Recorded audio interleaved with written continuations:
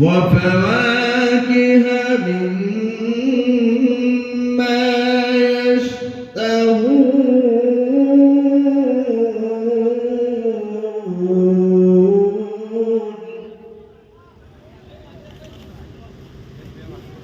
كلوا واشربوا هنيئا بما كنتم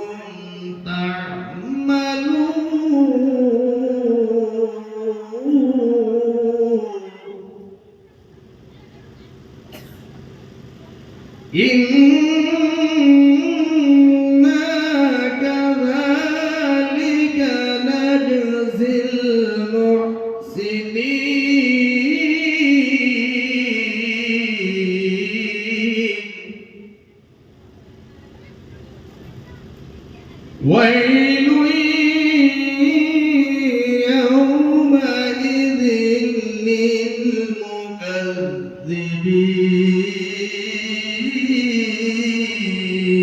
للمكذبين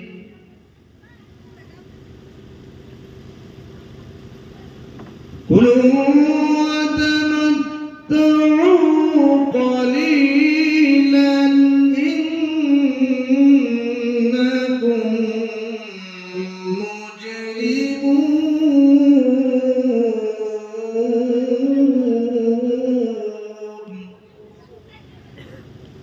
ويل يومئذ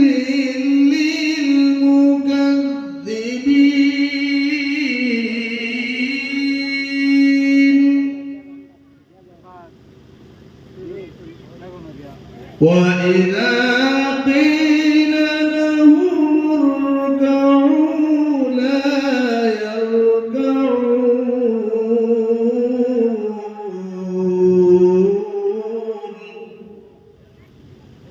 ويل يومئذ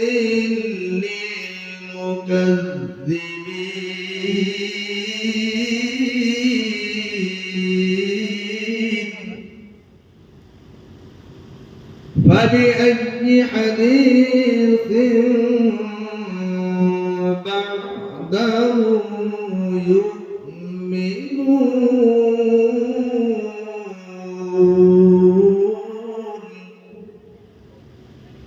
فبأي حديث بعده يؤمنون صدق الله العظيم. وقال النبي صلى الله تعالى عليه وسلم خيركم من تعلم القرآن وعلمه. وقال النبي صلى الله تعالى عليه وسلم في مقام آخر تركت فيكم أمرين لا تضلوا ما تمسكتم بهما كتاب الله وسنة رسوله صلى الله عليه وسلم تسليما كثيرا মৃত্যুর বরণ করে গাহিত তারা মৃত্যুর বরণ করে গাহিত তারা জীবনের জয়গান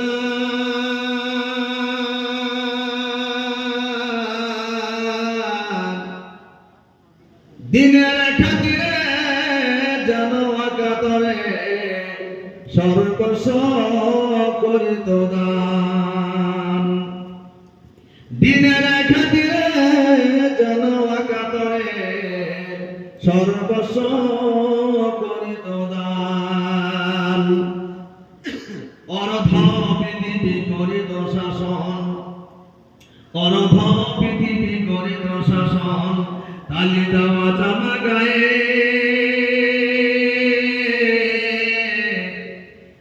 আটার বস্তা পিঠে করে নিয়া সে বিদস্ত মায়ে আটার বস্তা পিঠে করে নিয়া সে বিদস্ত মায়ে আজ কোথায় গেল সেই মানব দরদি আজ কোথায় গেল সেই মানব দরদি তৌহিদি সন্তান কোথায় গেল সেই সোনার মানুষ কোথা সে মুসলমান কোথায় গেল সেই সোনার মানুষ কোথা সে মুসলমান উপস্থিত আজকের এই নগর আঞ্চলিক দিনী তালিম বোর্ডের সংলগ্নে আয়োজিত বিশাল ধর্মসভার মাহফিলের সভাপতির আসনে অলঙ্কৃত যুগ শ্রেষ্ঠ যোগ্যতম সুনামধন্য আমার আব্বার সমতুল্য মহামান্য সভাপতি মহোদয় সাহেব, মঞ্চে উপবিষ্ট আকাশের তারকা সদৃশ মুআজ্জাজ মুকাররম উলামায়ে কেরাম, ভিক ব্যাটিক থেকে ছুটে আসা প্রচন্ড শীতকে উপেক্ষা করে আমার আব্বার সমতুল্য বয়োজ্যেষ্ঠ মুরব্বী আব্বাজান এবং স্কুল কলেজ মাদ্রাসার সুনামধন্য শিক্ষকবৃন্দ সকল, ছাত্র বন্ধু সকল এবং ঘরে ঘরে বসরা স্নেহময়ী ভক্তিভাজনী আমার আদরের মা ও ভগ্নীগণ, বাপজান ভাইজান সোনার ময়নারা, আমরা যেখানে আসার তৌফিক পেয়েছি, তৌফিক কে দিয়েছেন তবে কাওয়া দিবেন ইনশাআল্লাহ। তৌফিক কে দিয়েছেন? আল্লাহ পাক দিয়েছেন কি নাই? আল্লাহ পাক রব্বুল আলামিন খুব মায়া করে, দয়া করে, মেহেরবানি করে আল্লাহ পাক রব্বুল আলামিন আমাদের সবাইকে জান্নাতুল বাগানে বসার তৌফিক দিয়েছেন। আলহামদুলিল্লাহ। সকল জোরে চিৎকার দেন আলহামদুলিল্লাহ। মহান নবী যিনি বিশ্ব সভার সভাপতি, যিনার রসুলে আমরা দুনিয়ার আলো দেখতে পেরেছি, দুনিয়ার আলো হাওয়া বাতাস আমরা প্রত্যক্ষ করতে পারতেছি, সেই মহাময় নবী বিশ্ব সভার সভাপতি বিশ্ব নবী জনাব মুহাম্মদ রাসূলুল্লাহ সাল্লাল্লাহু আলাইহি ওয়াসাল্লামের প্রতি আমাদের সবার হৃদয় থেকে লক্ষ লক্ষ সালাম পৌঁছে দেই। সকলে একটু চিৎকার দিয়ে বলি সাল্লাল্লাহু আলাইহি ওয়াসাল্লাম তাসলিমান কাসীরা কাসীরা। ভাই মহাপ্রভু বুজুর্গ, সব থেকে আমি খুব আনন্দিত উপভোগ করেছি আজকে আপনাদের মানুষে আসার কারণে। দীর্ঘ সময় মুআজ্জাজ কিতাব, যেই কিতাব না হলে সারা দুনিয়া অন্ধকার থাকতে পারে। সুবহানাল্লাহ। গোটা বিশ্বের মানব সম্প্রদায়ের জন্য যে আল্লাহ পাক রব্বুল আলামিন আমাদের হেদায়েতের নূর পূর্ণ শশী আল্লাহ পাক পাঠিয়ে দিয়েছেন, সেই হেদায়েতের নূরের কিতাবটাকে তেলাওয়াত হয়েছে। সুবহানাল্লাহ। সবাই দিলের অন্তস্থ থেকে সবাই বলুন তো, আমরা দীর্ঘক্ষণ কোরআনের তেলাওয়াত শুনেছি, আমাদের ভালো লাগছে বলেন সবাই। অন্তর ঠান্ডা হয়েছে না নাই? সবার অন্তরটা ঠান্ডা হয়েছে না নাই? আলহামদুলিল্লাহ। কোরআন কিয়ামত পর্যন্ত তেলাওয়াত করলেও এর স্বাদ কখনো কমবে না। সুবহানাল্লাহ। এই স্বাদ কে দিয়েছেন? এই মজা কে দিয়েছেন? এই টেস্ট কে দিয়েছেন? মহান আল্লাহ পাক আমাদেরকে দিয়েছেন। সুবহানাল্লাহ। 1400 বছর আগে থেকে কোরআন তেলাওয়াত শুরু হয়েছে, আজ চলছে, কিয়ামত পর্যন্ত চলবে। কোন মানুষ বলেনি যে কোরআন তেলাওয়াত বন্ধ করুন। বলছেন কি ভাই? বলছেন কি ভাই? কেউ বলেননি আর বলবেন না। এই চ্যালেঞ্জ 1400 বছর আগে আমার আল্লাহ পাক রব্বুল আলামিন কাফেরদের সঙ্গে করেছে। ঠিক না ঠিক আছে? এই চ্যালেঞ্জ কতদিন আগে চ্যালেঞ্জ ভাই? যেই কোরআন মধুর তেলাওয়াত শুনেছি আজকে আমরা, এই তেলাওয়াত আজকে নয়, 1400 বছর আগে তেলাওয়াত। সুবহানাল্লাহ। ঠিক না ঠিক? সেই দিনে মানুষ 15 বছর ধরে শ্রবণ করেছে, আজকাল শুনতে পেরেছি, কিয়ামত পর্যন্ত মানুষ আনকার শুনবে, এর স্বাদ কখনো কমবে না, কমবে না, কমবে না। ঠিক না বেটি ভাই? হাদিসের মধ্যে আছে হাসানুল কোরআন বিআসওয়াতিকুম ফাইন্না সাওতাল হাসানা রাসূল ডিক্লারেশন দিয়েছেন, আমার নবী ঘোষণা দিয়েছেন, কোরআনের তেলাওয়াত তোমরা করো, হাসিনুল কোরআন আমি আসওয়াতিকুম, তোমাদের সৌন্দর্য আওয়াজ দিয়ে কোরআনকে মধুর তেলাওয়াত করো। সুবহানাল্লাহ। ঠিক আছে ভাই, আল্লাহ পাক রাসূল বলেছেন কোরআনকে সুন্দর আওয়াজ দিয়ে তেলাওয়াত করো, সুন্দর আওয়াজ দিয়ে তেলাওয়াত করলে কোরআনের সৌন্দর্য আল্লাহ পাক বাড়িয়ে দেন। ঠিক আছে ঠিক আছে, ঠিক আছে ঠিক, আল্লাহ পাক দিয়েছেন। সুবহানাল্লাহ। আমার বাবা মক্কার জমিনে লক্ষ লক্ষ কাফের ছিল, আমাদের নবী ছিলেন একা। ঠিক আছে ঠিক ভাই, আমার বিশ্বনবী একা ছিলেন। আর সেই সময় বাহাদুর মর্দের মতো কোরআনকে সিনার মধ্যে নিয়ে লক্ষ লক্ষ কাফেরদের কাছে কোরআনের দাওয়াত দিয়েছেন। সুবহানাল্লাহ। ঠিক আছে ঠিক ভাই, কথা বলেন না, দিয়েছে কি না? লক্ষ লক্ষ কাফেরদের সামনে আমার মায়ার নবী কোরআনের দাওয়াতের দাওয়াত দিয়েছেন। সুবহানাল্লাহ।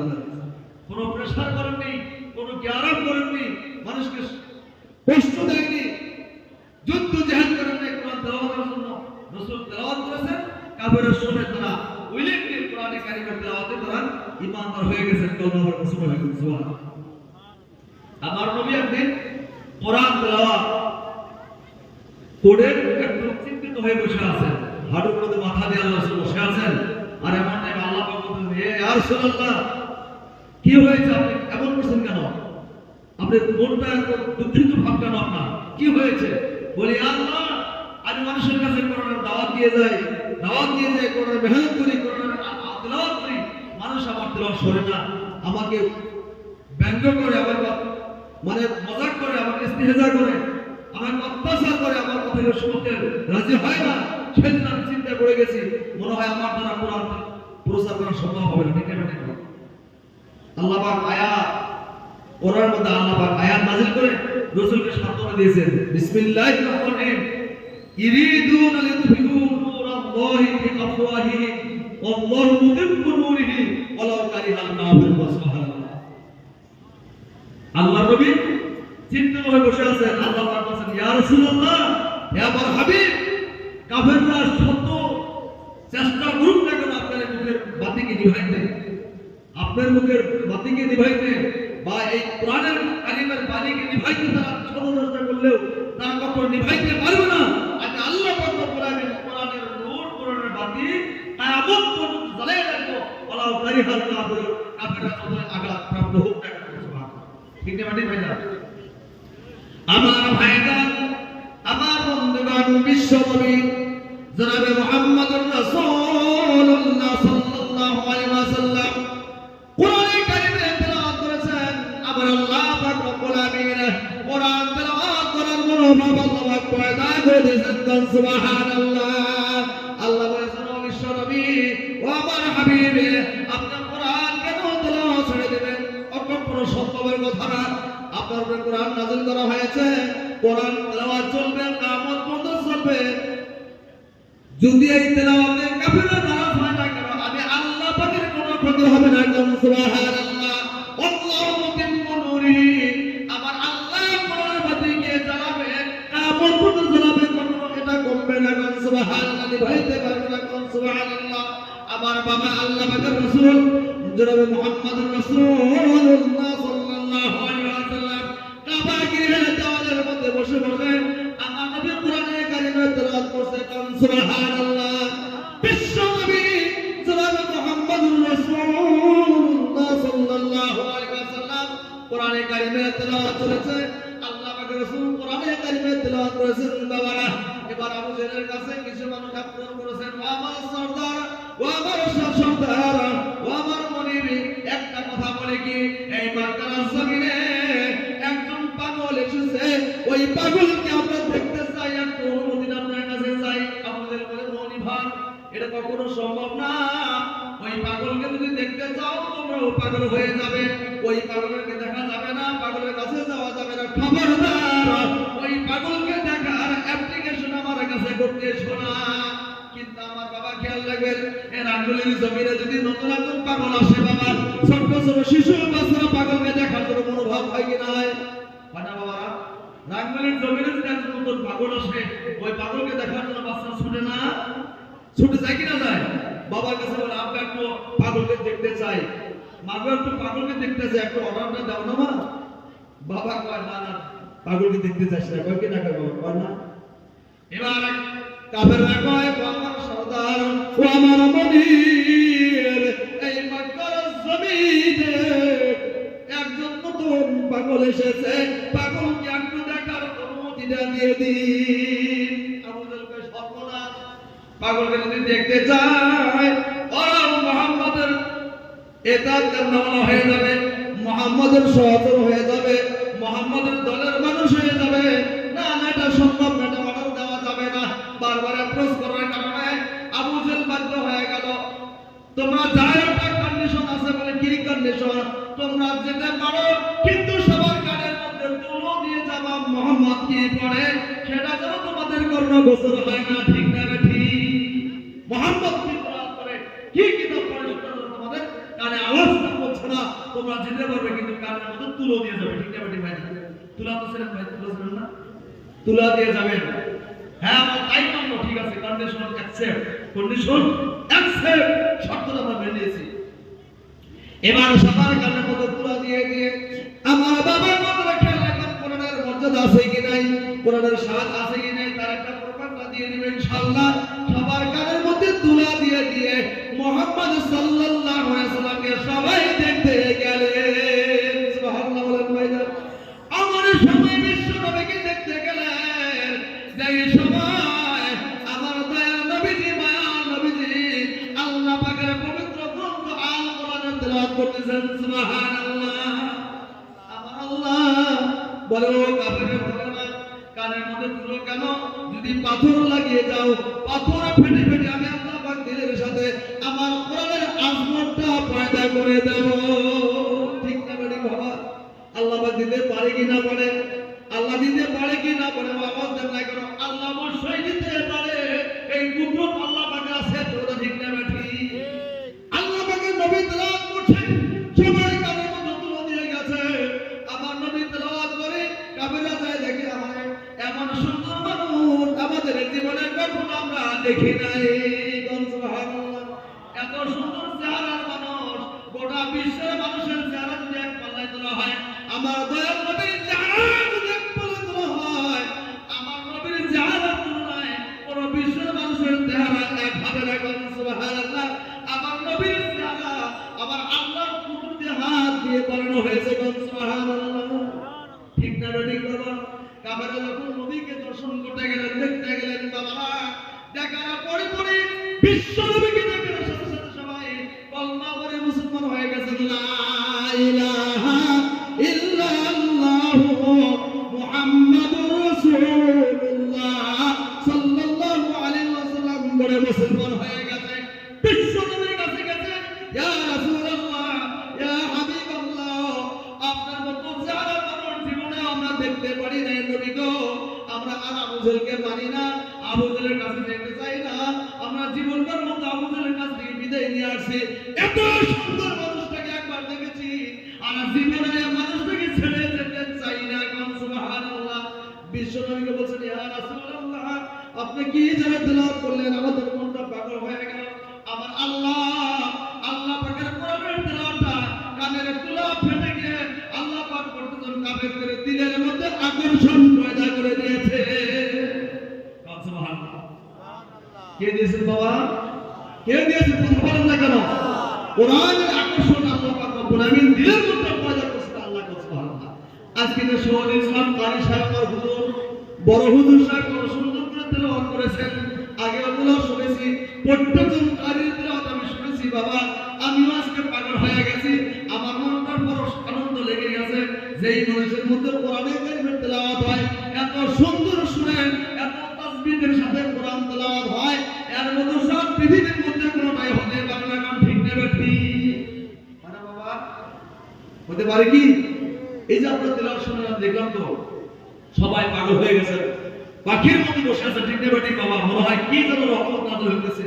যখন আল্লাহর তরফ থেকে কোরআন তেলাওয়াত নাযিল হয়েছে, ভাই কোরআন নাযিল হয়েছে, আল্লাহর রহমত অবতীর্ণ হয়েছে। সুবহানাল্লাহ। ঠিক নেবে ঠিক ভাই?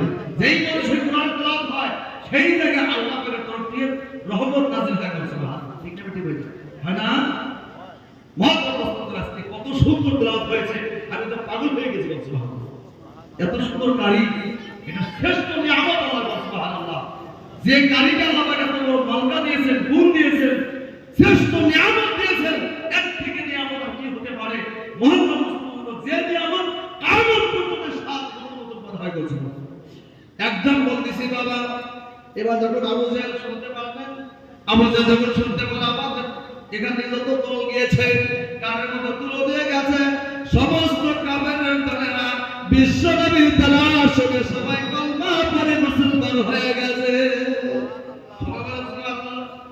একজন খবর দিল, ও আবু জাহেল, আবু জাহেল সর্দার আপনি জানেন না, কারণ বেকার আছেন বলে যারা আমাদের কাছ থেকে বিদায় নিয়ে গেছে তারা রিটার্ন আসে না, কি হয়েছে এখনো তারা আসে না কেন? খবর দিলেন তারা কেমন পর্যন্ত আসবে না, তারা জনমের ধরে আপনার কাছ থেকে বিদায় নিয়ে গেছে, মুহাম্মদের চেহারা দেখে কলমা পড়ে মুসলমান হয়ে গেছে। ঠিক না বাবা? আবু জাহেল মনে মনে ভাবতেছে এ আবার কেমন তেলাওয়াত, কি সুন্দর তেলাওয়াত রে বাবা, যে তেলাওয়াত শুনে আমার সহচরা সবাই কলমা পড়ে মুসলমান হয়ে গেছে। একটু যাচাই করতে হবে, ঠিক না বেটি ভাই? একটু দেখে আমি জাস্টিফাই করি, তো যাচাই করে দেখি কি সুন্দর তেলাওয়াত, কি মানুষকে পরিবর্তন করে দেয়, আমাকে শুনতে হবে। একদিন আবু জাহেল মনে মনে কয় এই তেলাওয়াত আমাকেও শুনতে হবে, এই কোরআন আমাকেও শুনতে হবে। একদিন গভীর রজনীতে আবু জাহেল বাড়ি ঘর ছেড়ে কাবা শরীফের দিকে রওনা হতে শুরু করলো। আমার বাবা যেই জায়গায় বসে বসে আমার দয়াল নবীজি, মায়ার নবীজি আল্লাহ পাকের কোরআন তেলাওয়াত করে, সুবহানাল্লাহ। আবু জাহেল এক কোণার মধ্যে বসে বসে ফজর পর্যন্ত আল্লাহ পাকের রাসূলের মুখ দিয়ে আল্লাহর পবিত্র কালামে পাক তেলাওয়াত শুনেছেন, সুবহানাল্লাহ। তাফসীরে লেখা আছে বাবা, কিতাবে লেখা আছে আবু জাহেল চুপি চুপি রাত্রি বেলায় গভীর রজনীতে বিশ্ব নবীর মুখের তেলাওয়াত শুনেছেন আর চোখের পানি বন্ধ করে ছেড়ে কাঁদছেন। এত সুন্দর মধুর তেলাওয়াত আমি আবু জাহেল জীবনে শুনে গেছি, সুবহানাল্লাহ। আবু জাহেল পাগল হয়ে গেছে। আমার বাবা যখন আযান হয়ে গেছে, কাবা শরীফ আযান হয়ে গেছে, আযান হয়ে গেছে, ফজরের আযান হয়ে গেছে, আযান যখন হয়ে গেছে আবু জাহেল ভাবতেছে দেখো আযান হয়ে গেছে, এখন যদি মুসলমানরা দেখে ফেলে গোটা মক্কা নগরীতে রাষ্ট্র হয়ে যাবে। আবু জাহেল মুহাম্মদের কালাম শুনে, ঠিক না বেঠিক? এটা শোনা যাবে না, কারণ চলে যায়। আবার বাবা আবু জাহেল বাড়ির দিকে রওনা হচ্ছে। আমার বাবা আপনাদের ভাষায় কি বলে জানি না, চারটা রাস্তা এক জায়গায় হয়েছে, ওটার নাম কি? মাশাআল্লাহ, মিলছে না ভাষা, আমরা স্থানে লিখব, সুবহানাল্লাহ। আমরা আমাদের স্থানে লিখব, হ্যাঁ কি না? চারটা রাস্তা এক জায়গায় হলে ওটার নাম সারালি, ঠিক না বেঠিক? সারালি। আবু জাহেল গিয়ে ওই চারালির মধ্যে ঠেকেছে, চারালির মধ্যে থেমে গেছে। আরেক রাস্তাতে একজন কাফের আসছে, আরেক রাস্তাতে একজন কাফের আসছে, আরেক রাস্তাতে আরেকজন কাফের আসছে, অর্থাৎ চার রাস্তাতে চারজন কাফের এক জায়গার মধ্যে সে ঠোক্কা লেগে গেছে, ঠিক না বেঠিক? ধাক্কা লেগে গেছে, ধাক্কা লেগে চারজন চারদিক পড়ে গেছে, ঠিক না বেঠিক? এক জায়গার মধ্যে ধাক্কা লেগে চারজন কাফের চারদিক পড়ে গেছে, কেউ তার সাথে কথা বলে না। চেহারা দেখা যায় যায় না, আন্দার লাভ হয়ে নাই, অন্ধকার রাত, কেউ কাউকে দেখা যাচ্ছে না, যায় না, ধাক্কা লেগে চারজন পড়ে গেছে, কথা বলে না। এখন আবু জাহেল কোনো ভাবে আমি তো সবথেকে বড় লিডার, আমার তো ক্ষমতা আছে, পাওয়ার আছে, আমার আঙ্গুলের ইশারায় গোটা মক্কা চলে, ঠিক না বেঠিক? গোটা আরব চলে, আমি একটা কথা বলি। আবু জাহেল মায়া তোরা কেডা রে? এই তোরা কেডা, কোথায় গিয়েছিলি বল? কেউ কথা বলে না। আবু জাহেল আওয়াজ দিশা ভাইটা ভাই দিশা বেশি নেই, প্রদীপ বুঝতে না যা বলছিলেন আওয়াজ যে কেমন আওয়াজ হলো, জানতে পারছি কি তারা বুঝতে পারে, তারা ভয়ে কেউ কথা বলে না। এবার আবু সুফিয়ান মনে মনে কয় আমি তো আবু জাহেলের কাছেই থাকি, আমি তো নিয়ারেস্ট পারসন, একটা আমি কথা বলি। আবু সুফিয়ান কয় হুজুর এটা আপনার কাজ নাকি, আপনি কোথায় গেছিলেন বলেন তো রাতে? আবু জাহেল ভাইয়ের সর্বনাশ, আবু সুফিয়ান তুমি কোথায় গেছিলেন? আবু সুফিয়ান কয় যে হুজুর আপনি যেখানে গিয়েছিলেন আমি সেখানে গিয়েছিলাম, সুবহানাল্লাহ। আপনি যেখানে গিয়েছিলেন আমি আবু সুফিয়ান সেখানেই গিয়েছিলাম, সুবহানাল্লাহ। উতবা সাইবা ওরা দুইজন কয় হুজুর আপনার কি একটা কাজ, আপনি কোথায় গিয়েছিলেন? বলে মুহাম্মদের কালাম শুনতে গিয়েছিলাম। তো সর্বনাশ, যদি গোটা আরবের মধ্যে রাষ্ট্র হয়ে যায় তাহলে কিন্তু আপনাকে আগেও সর্দার হিসেবে মানতে না, ঠিক না বেঠিক? খবরদার আর যাওয়া হবে না। আবু জাহেল কয় খবরদার, তোরাও গিয়েছিলি? বলে আমরাও গিয়েছিলাম। বলে কেমন রে? বলে হুজুর মুহাম্মদ যখন কোরআন তেলাওয়াত করে ঘর বাড়ি আমার ঘর বাড়ি কথা মনে থাকে না, মাল বছর কথা মনে থাকে না, সব কিছু ধীরে ধীরে বিলীন করে দিয়ে মনে হয় সারা জীবন মুহাম্মদের মুখের কালাম তেলাওয়াত শুনি, মুহাম্মদের মুখের কালাম তেলাওয়াত শুনি, এত সুফি মধুর কালাম জীবনে শুনে দেখে, সুবহানাল্লাহ। আবু জাহেল কয় আমারও সেই অবস্থাই করেছে। এখন কয় ঠিক আছে আর যাওয়া যাবে না, একদিন গিয়েছিলাম আর যাওয়া যাবে না, যদি রাষ্ট্র হয়ে যায় আমাদের আর সরকারি থাকবে না, ঠিক না ঠিক না, লিডারই থাকবে না। তাহলে আবু সুফিয়ান বললেন কি করা যায়, একটা পত্রিকা হোক যাতে আগামী কাল আর কেউ না যায়। বলে হ্যাঁ পত্রিকা হোক। আবু সুফিয়ান কি পত্রিকা? বলুন যে আমার খেয়ালে কর 500 বার করে কান ধরে বসে হোক, এই হোক 500 বার করে কান ধরে উঠানো হোক যাতে আগামী কাল কেউ আর মোহাম্মদের কালাম শুনতে না যায়। আবু সুফিয়ান ঠিক আছে এটা একমত। বলে প্রথম খেলা কান ধরে, প্রথম উদ্ঘোষ খেলা করবে কান ধরে। বলে হুজুর আপনি তো লিডার, আপনি সরকার, আপনাকে মানি, প্রথম কানটা আপনার থেকে শুরু হোক, ঠিক না ব্যাটিং করুন। হ্যাঁ আপনি তো আমাদের লিডার, আপনি সবার সাইয়ে, আপনি তো সরকার, আপনার মনে করি আপনি যদি ভুলটা করছেন তাহলে ভুলের প্রশংসা আপনার থেকে হয়ে যাক। বলে সর্বনাশ, তাহলে শুরু করি। আবু সুফিয়ান কান ধরলেন। কি ভাই মোহাম্মদের কালাম শুনেও মজা লাগে, আবার রাষ্ট্র হইলেও একটা মানে একটা স্মরণ হয় কি নাই, এটা বদনাম, সেজন্য কান ধরে ঠিক আছে। আবু সুফিয়ান কান ধরলেন, 500 বার কান ধরে করলেন। এবার আবু সুফিয়ানের পালা। আবু সুফিয়ান 500 বার করলেন, উতবা বিন শাইবা করলেন, ঠিক না ঠিক? চারজন 500 বার কান ধরে প্রতিজ্ঞা করে বাড়তে চলে গেলেন। কিন্তু আল্লাহ তাআলা বলতেছেন হে আবু সুফিয়ান, আবু জেহেল যেই কালাম একবার শুনেছো কিয়ামত পর্যন্ত সাথ যাবে না, সুবহানাল্লাহ, সাথ জীবন যাবে, ঠিক না ঠিক ভাই? আবু জেহেল বাড়িতে চলে গেছে, আবু সুফিয়ান বাড়িতে চলে গেছে, বাবা উতবা বিন শাইবা বাড়িতে চলে গেছে। বাড়িতে যায় আর মুহাম্মদের কালামের কথা বারবার মনে হয়, এত সুন্দর কালাম শুনলাম আর ভালো লাগে না, সুবহানাল্লাহ।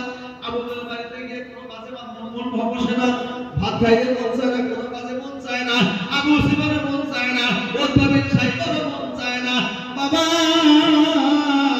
আল্লাহ পাক রব্বুল আলামিন কাফেরদের দিলের মধ্যে আল্লাহ কোরআন রাজমত পয়দা করে দিয়েছে। রাত যখন হয়ে গেল আবু জেহেল মনে মনে ভাবে আজকে তো আর কেউ যাবে না, সবাই কান ধরে উঠা বসা করেছে, প্রতিজ্ঞা করেছে কেউ তো যাবে না, আমি একা একা গিয়ে মুহাম্মদের কালাম শুনবো। মনের ইচ্ছা মিটাইয়া সারা রাত বসে বসে কোরআন শুনবো, সুবহানাল্লাহ।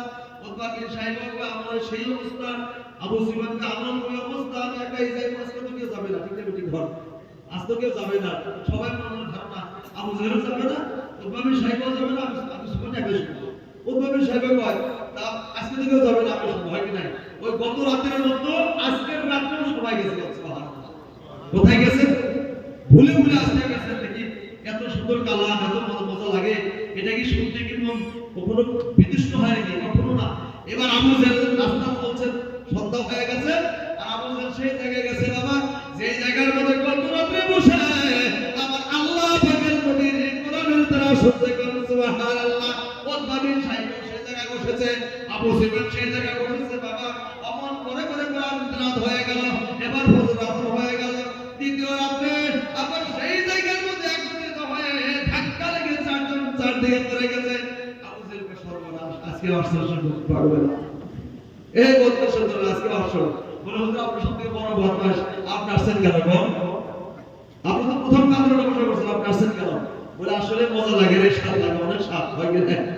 আর হবে না, এমন করে কিতাবে লেখা আছে একদিন না দুদিন না বাবা লাগাতার 3 রাত আবু জেহেল তলবা বিশ্ব নবীর সাথে কোরআন তেলাওয়াত শুনেছে, সুবহানাল্লাহ। আমার বাবা এই স্বাদ আছে কি নাই? আছে কি নাই বাবা? প্রমাণ দেই আমি।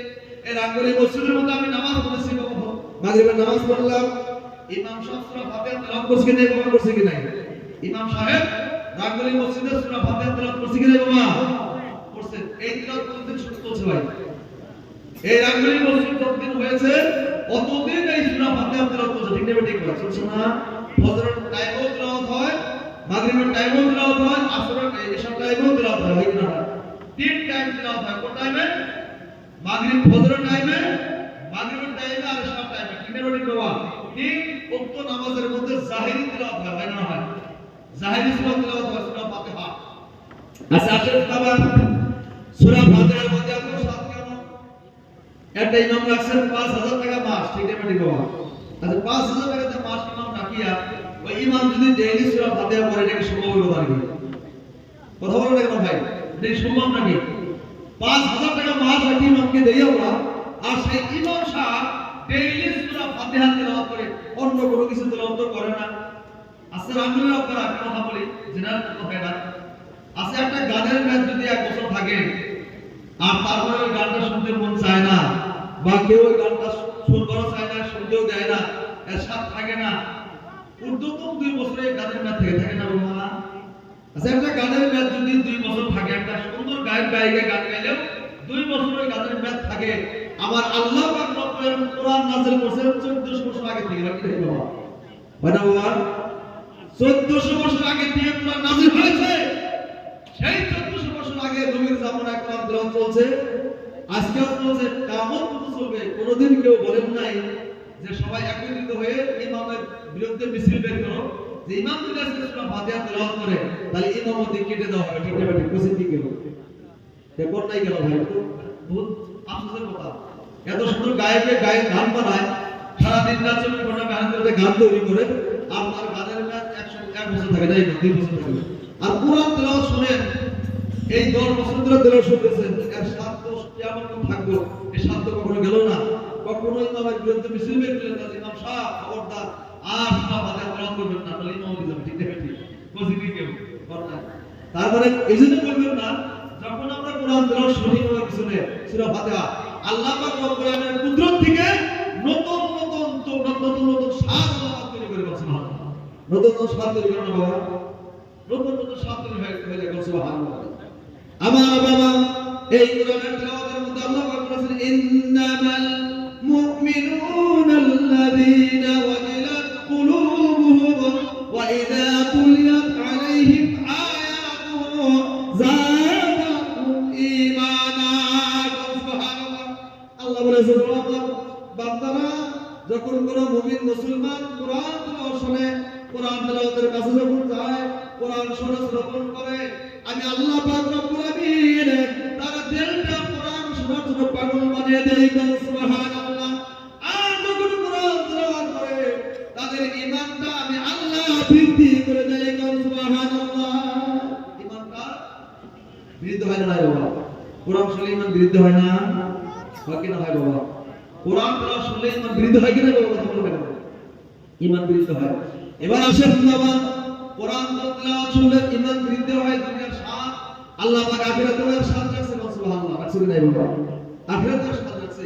আল্লাহ পাক রাসূল বলেছেন, মান কারাআল কুরআনা ওয়া আমিলা বিমা ফীহি উলবিসা ওয়ালিদাহু তাদাই ইয়াউমাল কিয়ামাতি যাওহু আহসানু মিন যাওহি শামসি ফি বুয়ুতিদ দুনিয়া। আল্লাহ পাক রাসূল বলেছেন, ও বিশ্বের মুসলমান, যদি কোন সন্তানকে হাফেজে কোরআন বানাও, কোন সন্তানকে হাফেজে কোরআন যদি বানাও, আরে হাফেজে কোরআন যদি 30 করে কোরআন হাফেজ থেকে চলে যায়, মুসিবতের সময় যদি সে হাজির হয়, মহৎ বস্তু ওই হাফেজ সাহেবের তেলাওয়াতের উপরে আল্লাহ পাক খুশি রাজি হইয়া তার আব্বা আম্মাকে এত সম্মানিত করে, তাদের চেহারার মধ্যে আল্লাহ পাক বলেন নূর আল্লাহ পাক উদ্ভাসিত করে দেয়, নূর প্রবাহিত করে দেয়, আর তার মাথার মধ্যে নূরের টুপি থাকে, সুবহানাল্লাহ। নূরের টুপি থাকে, সুবহানাল্লাহ। আমার বাবা, যেদিন হাসর কিয়ামত শুরু হয়ে যাবে, হিসাব যেদিন শুরু হয়ে যাবে, আমার আল্লাহ পাক রব্বুল আমিন হিসাব নিয়ে দিবে। একদল মানুষ হিসাব যখন দিবে রে বাবা, হিসাব দেওয়ার সময় হিসাবের পাল্লা বড় হালকা হয়ে যাবে, বড় দুর্বল হয়ে যাবে। আমার আল্লাহ ওই ব্যক্তিকে জাহান্নামের ঘোষণা করবে, জাহান্নামের ফয়সালা করে দিবে। তাহলে জাহান্নামে যাওয়া লাগবে বাবা। যদি জাহান্নামে ফয়সালা করে, আল্লাহ জাহান্নামে যাওয়া লাগবে না বাবা? জাহান্নামে যাওয়া লাগবে। জাহান্নামে যাইতেছে তখন হাবেশ সাহেব নজর ওই মানুষ দিকে করবে। যেমন রামগুলির জমিনের মধ্যে অনেক হাবেশ সাপ আছে বাবা, আছে কি না? রামগুলির জমিনের মধ্যে অনেক হাবেশ সাপ আছে, আল্লাহ তৈরি করেছে, সুবহানাল্লাহ। এটা আল্লাহ পাকের মহা নিয়ামত, যে আল্লাহ পাক রামগুলির জমিনে অনেক হাবেশ সাপ তৈরি করেছেন, সুবহানাল্লাহ। এমন ধরনের রামগুলি কিছু মানুষ আছে আল্লাহ পাকের নাফরমানি করেছে, যার কারণে চুপি চুপি গুনাহ করার কারণে আল্লাহ পাক নারাজ হইয়া ওই ব্যক্তিকে আল্লাহ পাক জাহান্নামে ফয়সালা করেছে, নাউজুবিল্লাহ। জাহান্নামে ফয়সালা করেছে। এবার সেই ব্যক্তি জাহান্নামে যাইতেছে। এখন রামগুলির কিছু হাবেশ সাপ, রামগুলি মাদ্রাসার পড়ে তার হাবেশ কোরআন হয়েছে, 30 করে হাবেশ হয়েছে, হাফেজ করেছেন, কোরআনের হেফজ করেছেন। এবার ওই হাবেশ সাহেবের নজর আসবে যে রামগুলির মানুষগুলোকে কেন জাহান্নামে নেওয়া হইতেছে, কিসের জন্য জাহান্নামে যায়, পিটিএফ কে জাহান্নামে নেওয়া হইতেছে। ওই রামগুলির হাবেশ সাহেব আল্লাহর কাছে ফরিয়াদ করে, আল্লাহ এই মানুষগুলো তো আমাদের পরিচিত মানুষ, সুবহানাল্লাহ। বলে কেমন পরিচিত? বলে আল্লাহ আমরা যখন প্রাথমিক মাদ্রাসার মধ্যে পড়াশোনা করতাম, রাস্তার মধ্যে ওই গ্রুপটা আমাদের সঙ্গে দেখা হয়ে গেল, প্রতিমধ্যে সালাম দিতাম, আসসালামু আলাইকুম ওয়া রাহমাতুল্লাহি ওয়া বারাকাতুহু। সালামটা পেয়ে তারা বড় খুশি হয়ে গেছে, আমাদের জন্য দোয়া দিয়েছে। পকেট থেকে 50টি টাকা বের করে বলছে, ও আব্দুর রহমান বাবা, মাদ্রাসা যখন যাইবা 50 টাকা দিয়ে কিছু কিনা খাইবা, আর আমার জন্য দোয়া করবা যাতে মুসিবতের সময় আল্লাহ পাক নাজাত দেয়। আবু ওই রাঙ্গুলির আব্বারা যখন রাঙ্গুল মাদ্রাসার মধ্যে গেলাম, যাবার পথে কিছু পয়সা দিয়েছিল, মাদ্রাসায় যাই আপনাদের পয়সা খরচ করে খাইতাম, আর কোরআনে কারিমে তেলাওয়াত করতাম। আল্লাহ, এত বড় সম্মান যে ব্যক্তি করেছে, এত বড় সহায় যে ব্যক্তি করেছে, আজকে আমাদের সামনে জাহান্নামের ফয়সালা করা হয়েছে, এটা কখনো সম্ভবের কথা হবে না। রাসূল ডিক্লারেশন দিয়েছেন, মান কারাআল কুরআনা ওয়া হাফিজাহু আদখুলাহু আল্লাহু জান্নাতান ওয়া শাফাহু আশরাতি মিন আহলি বাইতিহি ওয়া কুল্লু কাদ ইস্তুজিবান নার। রাসূল হাদিসের মধ্যে ডিক্লারেশন দিয়েছেন, যে ব্যক্তি কোরআনে কারিমে তেলাওয়াত করবে আর আল্লাহ পাকের কালামটাকে ইয়াদ করবে, মুখস্থ করবে, ওই ব্যক্তি তো জান্নাতে যাবেই যাবে। ওই ব্যক্তির সুপারিশে আমি আল্লাহ 10 জন মানুষকে জান্নাতের ফয়সালা করব। সুবহানাল্লাহ। কয়জন বাবা? একজন হাবিব সাহেবের খাতিরে আল্লাহ 10 জন করে মানুষকে জান্নাতের ফয়সালা করবে। সুবহানাল্লাহ। জান্নাতের ফয়সালা করা হবে। এবং আমার বন্ধু ওই হাবিব সাহেব সেজদা করে কাঁদবে, আল্লাহ, ওই রাঙ্গুলির মানুষগুলোকে কেন জাহান্নামে দেওয়া হয়েছে, কেন জাহান্নামের ফয়সালা করা হয়েছে? আল্লাহ, আমি হাবিব সাহেব সুপারিশ করতেছি, আল্লাহ, ওদেরকে জান্নাতে না দেওয়া পর্যন্ত আমি 30 পারের কোরআনের হাফেজ ও জান্নাতে যাইব না। কি হয়েছে? কি আফসোস, কি তোমার বড় দুঃখ, তুমি জান্নাতে যাবে না কিসের জন্য? কি হয়েছে বাবা বলো তো দেখি। আল্লাহ একজন ফেরেশতা পাঠিয়ে দিবেন, ফেরেশতা তুমি যাও বলে কি আমার হাফেজুল কোরআন দিলের মধ্যে কি আঘাত, কি মনের মধ্যে দুঃখ বেদনা হয়েছে, খবরটা নিয়ে আসো তো দেখি। একজন ফেরেশতা জিজ্ঞেস করবে, ও কোরআনের হাফেজ, তোমার কি হলো রে বাবা? তোমাকে তো আল্লাহ কোরআনের আজমত দিলের মধ্যে পয়দা করে দিয়েছে, কোরআনকে তুমি হেফাজত করেছো, 30 পারা কোরআনকে মুখস্থ করেছো, আল্লাহ পাক রব্বুল আমিন এই কোরআনের খাতিরে তোমাকে জান্নাতের ফয়সালা করেছে, তুমি কেন জান্নাতের মধ্যে যাও না? কি হয়েছে? তখন হাদিসটা হাবিব সাহেব মুখ দিয়ে বের করে বলছে, সুবহানাল্লাহ। হাবিব সাহেব চোখের পানি ফেলবে আর হাত দিয়ে মশলাবে, ছোট হয়ে গেলে হাত দিয়ে মশলে চোখ দিয়ে পানি পড়বে আর বলবে, ফেরেশতা তুমি আল্লাহকে বলো, আমার নবীর হাদিস যদি সত্য হয় তাহলে আজকে আমার সুপারিশ গ্রহণ করতে হবে। সুবহানাল্লাহ। রাসূলের হাদিস যদি সত্য হয় আমার এই সুপারিশ গ্রহণ করতে হবে, যদি হাদিস মিথ্যা হয় তাহলে সুপারিশ গ্রহণ করার দরকার নেই। হাদিসের মধ্যে আমার নবী বলেছেন, মান কারাআল কুরআনা ওয়া হাফিজাহু আদখুলাহু আল্লাহু জান্নাতা ওয়া শাফাহু আশরাতি মিন আহলি বাইতিহি ওয়া কুল্লু কাদ ইস্তুজিবান নার। সুবহানাল্লাহ। ওই হাবিব সাহেব মুখ দিয়ে বের করবে, মহান আল্লাহ, তোমার বিশ্ব নবী প্রিয় হাবিব মুহাম্মদ মুস্তাফা সাল্লাল্লাহু আলাইহি ওয়াসাল্লাম হাদিসে পাকের মধ্যে ঘোষণা দিয়েছেন, যেই ব্যক্তি কোরআনে কারীম তেলাওয়াত করবে আর মুখস্থ করবে, ওই ব্যক্তির দিলের মধ্যে কোরআনের আজমত থাকার কারণে ওই ব্যক্তিকে কখনো জাহান্নামের ফয়সালা করা হবে না। সুবহানাল্লাহ। জান্নাতের ফয়সালা করা হবে। ঠিক আছে, যদি জান্নাতে দিবেন তাহলে হাবিব সাহেবের সুপারিশে আর 10 জন করে মানুষকে জান্নাতে দেওয়ার কথা বলা হয়েছে, ঠিক হয়ে যাবে, ঠিক না? তাহলে ঠিক আছে, আল্লাহ আমার এই সুপারিশ গ্রহণ করো, নচেত আমি জান্নাতে যাব না। বলে কি গ্রহণ সুপারিশ করো?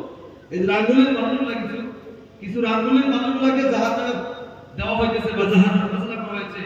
একটা কথা বলে কি, বা আল্লাহ যখন আমরা মাদ্রাসায় যাইতাম, প্রতিমত অন্যদের সাথে দেখা হতো, সালাম কালাম করতাম, তারা আমার মায়া করতো, মমতা করতো, ভালোবাসতো, খুব শ্রদ্ধা করতো, খুব সম্মান করে আমাদেরকে কিছু টাকা দিত, আর সেই টাকা পয়সা আমরা মাদ্রাসায় গিয়ে খরচ করতাম আর তাদের জন্য দোয়া করতাম, আল্লাহ ওনাদেরকে মুসিবতের সময় আল্লাহ তুমি হেফাজত করো, ভালো মুসিবত দিয়ে রাখো। সুবহানাল্লাহ। আল্লাহ সেই সময় যদি গ্রহণ করার মতো হয়, পরের মাসে আমরা জান্নাতে যাব না। সুবহানাল্লাহ। আল্লাহ বিপদ করবে না বাবা, আল্লাহ বিপদ করবে কি না? বিপদ করবে না। হাবিব সাহেব হাদিস বলবে, নবীর হাদিস তেলাওয়াত করবেন, আর তেলাওয়াত শুনিয়া হাবিব সাহেব আল্লাহ পাক বড় পাগল হয়ে যাবে, হে হাফেজ সাহেব আমার রাসূলের হাদিসকে কখনো মিথ্যা না করে সুবহানাল্লাহ। আমার রাসূলের হাদিসকে কখনো মিথ্যা না, আমার রাসূল যা বলেছেন সব সত্য বলেছেন সুবহানাল্লাহ। একটা কথা মিথ্যা না।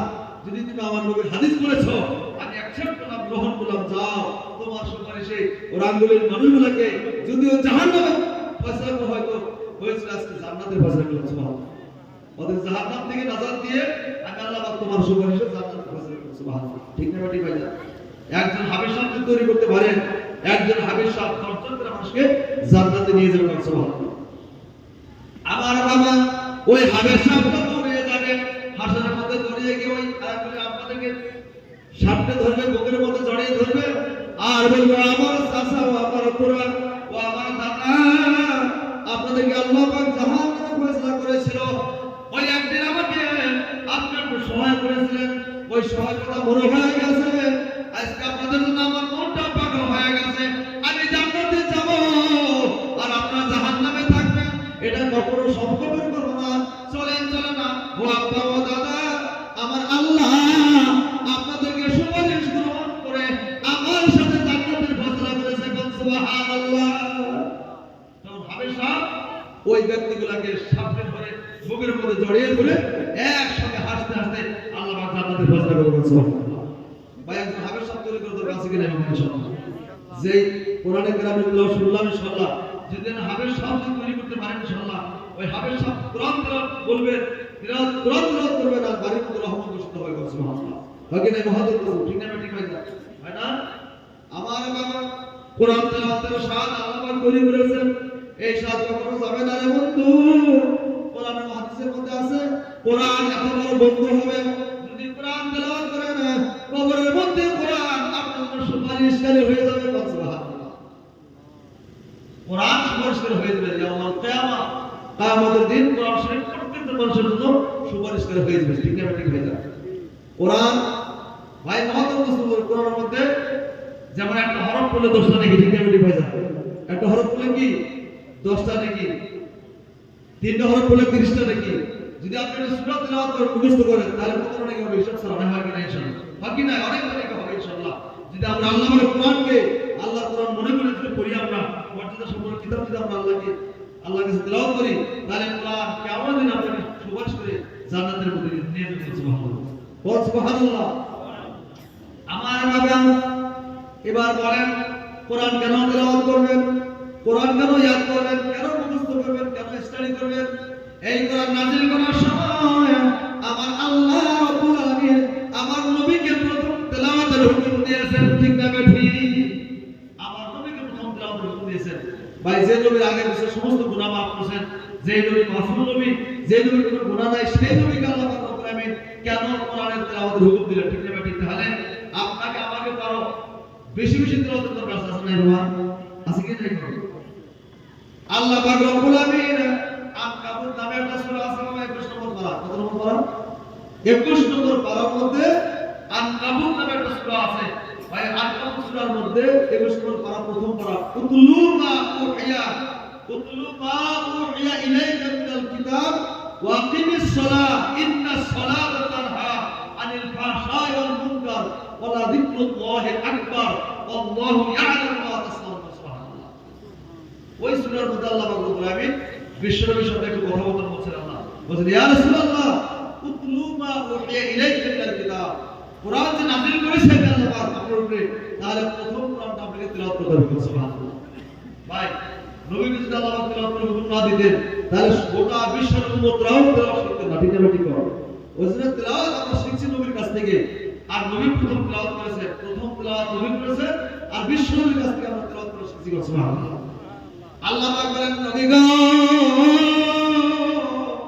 আপনাকে কেন তেলাওয়াত করার হুকুম দিলাম, তার মানে বুঝছেন কি? আপনি বুঝতে পারেন না মনে হয়? তেলাওয়াত এইজন্য হুকুম দিলাম, আপনি তেলাওয়াত না করলে আল্লাহ পাক খুশি, কিন্তু আপনার তেলাওয়াত যদি করেন আপনার উম্মতরা আপনার তেলাওয়াত শিখে শিখে তারাও তেলাওয়াত করা শিখবে। সুবহানাল্লাহ। আপনি তেলাওয়াত করলে উম্মতরাও তেলাওয়াত শিখবে। সুবহানাল্লাহ। এইজন্য তেলাওয়াত করেন মা উহিয়া ইলাইকা মিনাল কিতাব, যা কিছু কিতাব থেকে ওহী থেকে দেওয়া হয়েছে ওহী থেকে আপনি কিছু তেলাওয়াত করুন। সুবহানাল্লাহ। সবাই উতলু মা উহিয়া ইলাইকা মিনাল কিতাব। আসেন ভাই, আচ্ছা নামাজ পড়তে মধ্যে কোরআন তেলাওয়াত লাগবে কি নাই? একটা আওয়াজ দিবেন বাবা শোনা। নামাজ পড়তে পড়লে তেলাওয়াত লাগবে না? সূরা ছাড়া নামাজ হবে কি বাবা? সূরা বিহীন নামাজ হবে? সূরা বিহীন নামাজ হবে না। আল্লাহ পাক বলেছেন নামাজের হুকুম করার আগে আল্লাহ পাক কোরআনের হুকুম করেছেন যে কোরআন আগে তেলাওয়াত করো। কোরআন যখন তেলাওয়াত হয়ে যাবে তখন নামাজের হুকুম আছে। ঠিক না ঠিক না? আল্লাহ বলেছেন নবী গো কোরআন আগে যদি তেলাওয়াত হয়ে যায়, সূরা ফাতিহা মুখস্থ হয়ে যায়, তারপর ইয়ালা মুখস্থ হয়ে যায়, আর রহমান মুখস্থ হয়ে যায়, যদি হয়ে যায় নামাজ শুরু করলে আর কোনো অসুবিধা হবে না। ঠিক না ঠিক? নামাজ শুরু করলে আর কোনো অসুবিধা হবে না। প্রথম কোরআন তেলাওয়াত শিখতে হবে নাকি ইনশাআল্লাহ? ওইজন্য আল্লাহ পাক রব্বুল আমিন নবীর কাছ থেকে আগে কোরআন তেলাওয়াত শিখতেছেন। ইয়া রাসূলুল্লাহ শিখাইতেছেন তুমি কোরআন তেলাওয়াত করো, তোমার উম্মতরাও তোমাকে দেখে দেখে কোরআন শিখবে। সুবহানাল্লাহ। কিসের জন্য শিখবেন? এবার যখন নবী যে কোরআন শিখলেন, কোরআন মুখস্থ হয়ে গেল, আবার নবী কোরআন তেলাওয়াত করতে বলা হয়ে গেলেন, কোরআন মুখস্থ হয়ে গেল। এবার আল্লাহ বলেন নবী গো কোরআন যখন তেলাওয়াত হয়ে গেল, আকিমিস সালাহ, এখন আপনি নামাজের জন্য তৈরি হয়ে যান। কোরআন তেলাওয়াত হয়ে গেছে, এখন আকিমিস সালাহ, এখন আপনি নামাজ তৈরি করেন। নামাজ কায়েম করেন, নামাজ আপনি মানে আপনি আদায় করেন। নামাজ আদায় করলে কি হবে বাবা? আল্লাহ কি সুন্দর করে রাসূলকে বুঝাই দিয়েছেন যাতে করে উম্মতরাও বুঝতে পারে। সুবহানাল্লাহ।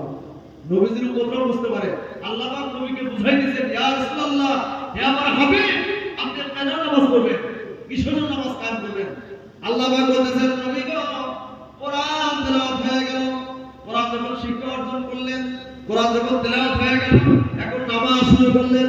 নামাজের মধ্যে তেলাওয়াত এসে গেল, যখন নামাজ কায়েম করতে তেলাওয়াত এসে যাবে, তেলাওয়াতের মধ্যে আল্লাহ সওয়াব দেয় কি না দেয় বাবা? দেয় কি না দেয়? তেলাওয়াতের মধ্যে সওয়াব আছে কি নাই? তেলাওয়াতের সওয়াব পাইলে না নামাজের সওয়াব পাইলে হয় কি নাই? নামাজের সওয়াব পাবেন, তেলাওয়াতের সওয়াবও পাবেন, দুইটা সওয়াব ঠিক করে খেয়াল রাখবেন। এবার আসেন নামাজ পড়লে কি ফায়দা হবে? আমার আল্লাহ বলেছেন নবী ইন্নাস সালাতা তানহা আনিল ফাহশাই ওয়াল মুনকার, নামাজ পড়লে যত খারাপি কাজ আছে, নামাজ সমস্ত খারাপি কাজ থেকে মানুষকে সঠিক রাস্তা দেখিয়ে দেয়। ঠিক না বাবা? নামাজ পড়লে মানুষকে সঠিক রাস্তা দেখিয়ে দেয়। সুবহানাল্লাহ। নামাজের একটা বৈশিষ্ট্য আছে, যদি কেউ পাঁচ ওয়াক্ত নামাজ পড়ার অভ্যাস করতে পারে তাহলে সেই মানুষের কোনো খারাপ কাজ করতে পারে না। সুবহানাল্লাহ। অন্যায় কাজ করতে পারে না, খুব খারাপি কাজ করতে পারে না, অসামাজিক কাজ করতে পারে না। নামাজের বৈশিষ্ট্য হলো মানুষকে সঠিক রাস্তা দেখানো। সুবহানাল্লাহ। মানুষকে সঠিক রাস্তা দেখানো হলো নামাজের উদ্দেশ্য। ঠিক না ঠিক বাবা? ইন্নাস সালাতা তানহা আনিল ফাহশাই ওয়াল মুনকার, যত খারাপি কাজ আছে, যত বেহায়া কাজ আছে, যত অসামাজিক কাজ আছে, সমস্ত সামাজিক বেহায়া কাজ থেকে নামাজ মানুষকে সঠিক রাস্তা দেখায় দেয়। সুবহানাল্লাহ।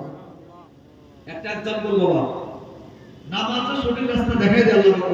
কিসের জন্য দেখায় দেয়? আল্লাহ বলেন ইন্নাস সালাতা তানহা আনিল ফাহশাই ওয়াল মুনকার ওয়ালা যিকরুল্লাহি আকবার, ওয়ালা যিকরুল্লাহি আকবার।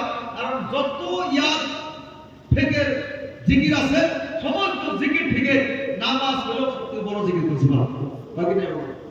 যদি কেউ নামাজ পছন্দ করতে পারেন এই বর্তমান জামানার মধ্যে, সেই ব্যক্তি বড় বুজুর্গ, সেই ব্যক্তি বড় আল্লাহ ওয়ালা। যেই ব্যক্তি পাঁচ ওয়াক্ত নামাজ ঠিক টাইমের মধ্যে কায়েম করতে পারবে, সেই ব্যক্তি বর্তমান যুগে বড় ওলি। সুবহানাল্লাহ। পাঁচ ওয়াক্ত নামাজ যে ব্যক্তি আদায় করতে পারবে, সেই ব্যক্তি বর্তমান যুগে বড় ওলি। সুবহানাল্লাহ।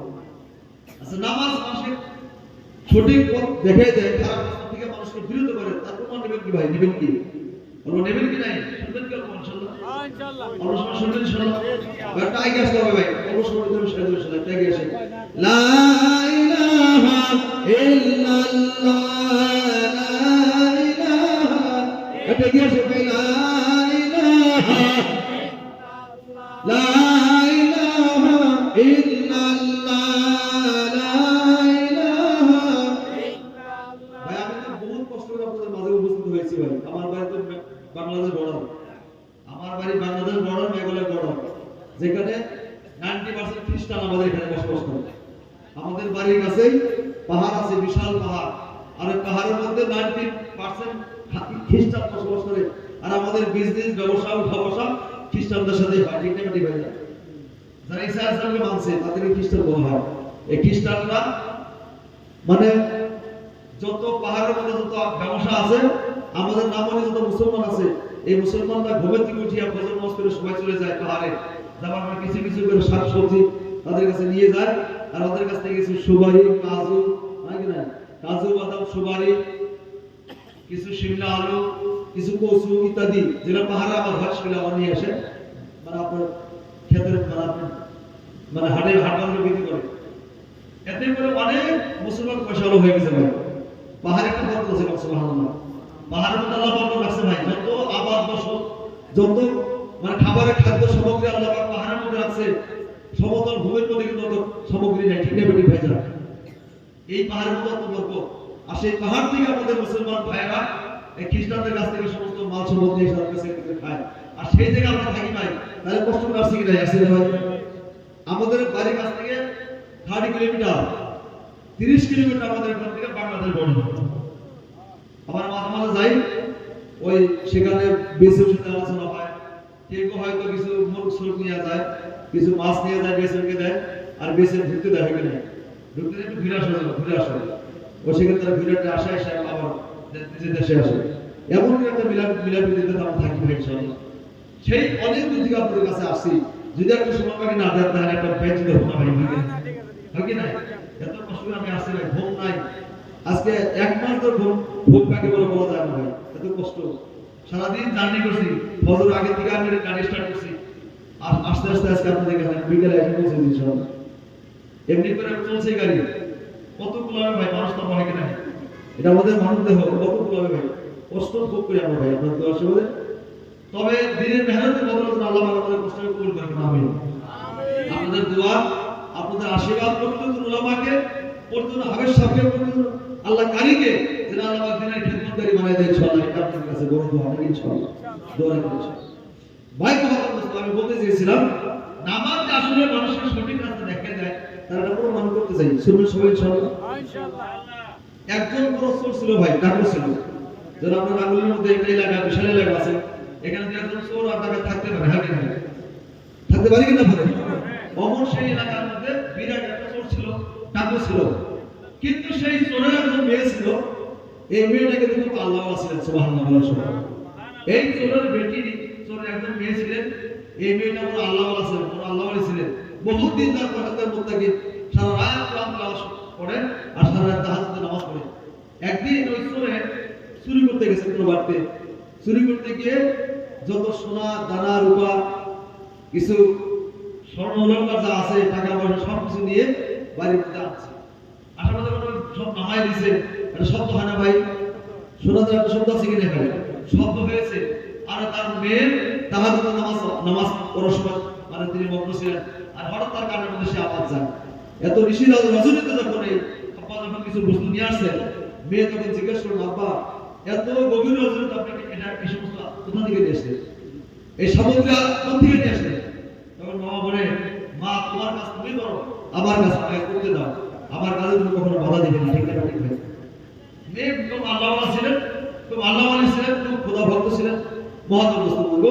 মেয়ে কিছুতেই মানলেন না, বললেন, আব্বা এই কথা আমাকে বলতেই হবে, রসনা মেয়েটা কখনো মানতে রাজি না। বারবার বলার পরে, বারবার কথা বলার পরে বাবা বাধ্য হয়ে গেলেন, কথা তো বলতে হইবে। মেয়েকে বলে, মা আমার একটা বদভ্যাস আছে। বলে, কি বদভ্যাস? রাত যখন গভীর হয় আমি মানুষের বাড়িতে না যাইতে পারলে আমার মনটা বড় ছটফট করে। কিছু সোনা দানা চুরি না করি, কিছু টাকা পয়সা চিন্তাই না করি, আমার ভালো লাগে না। রাত হইলে আমার অভ্যাসটা জারি হয়ে যায়, আমি মানুষের কাছ থেকে মাল সম্পদ চিন্তাই করে নিয়ে আসি।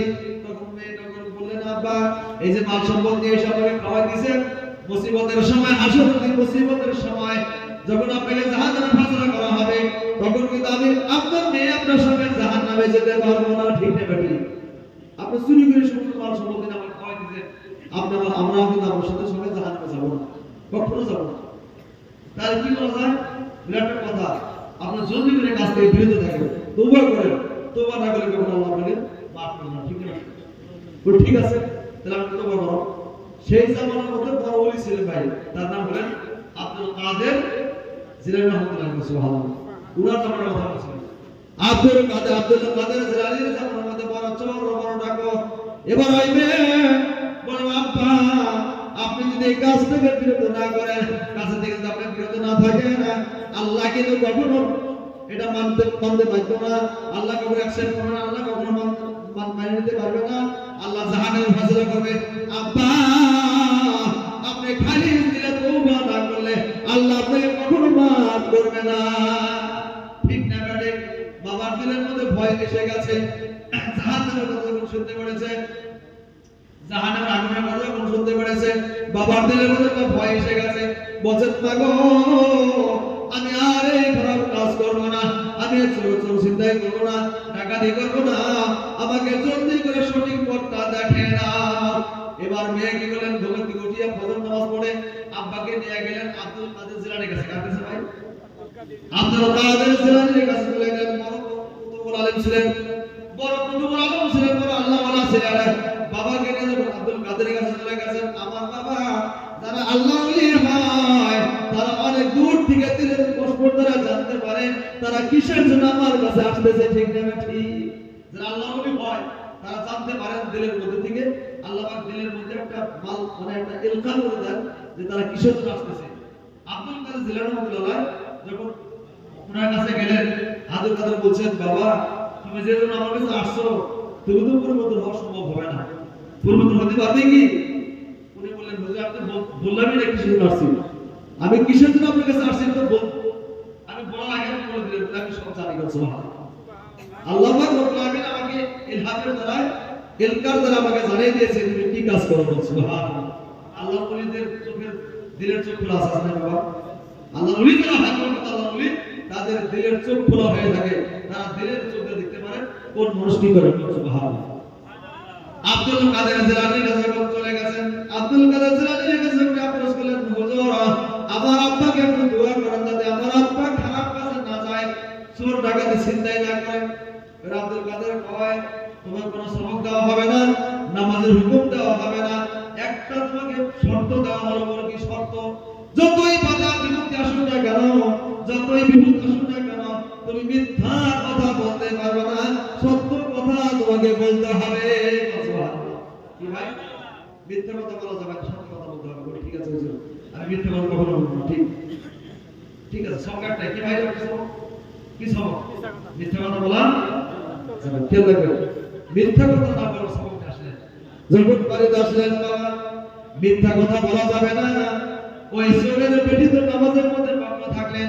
এবার যখন রাত গভীর হয়ে গেল, চোরের একটা অভ্যাস আছে, রাত যখন গভীর হয়ে যায় চুরি করার অভ্যাসটা কিন্তু সহজে যায় না। ঠিক না ঠিক? হয়ে যায় যার একটা অভ্যাস থাকে ভাই, অভ্যাস কিন্তু সহজে পরিবর্তন হয় না। ঠিক না ঠিক? হয়ে যায় তার চুরি করার অভ্যাস আছে।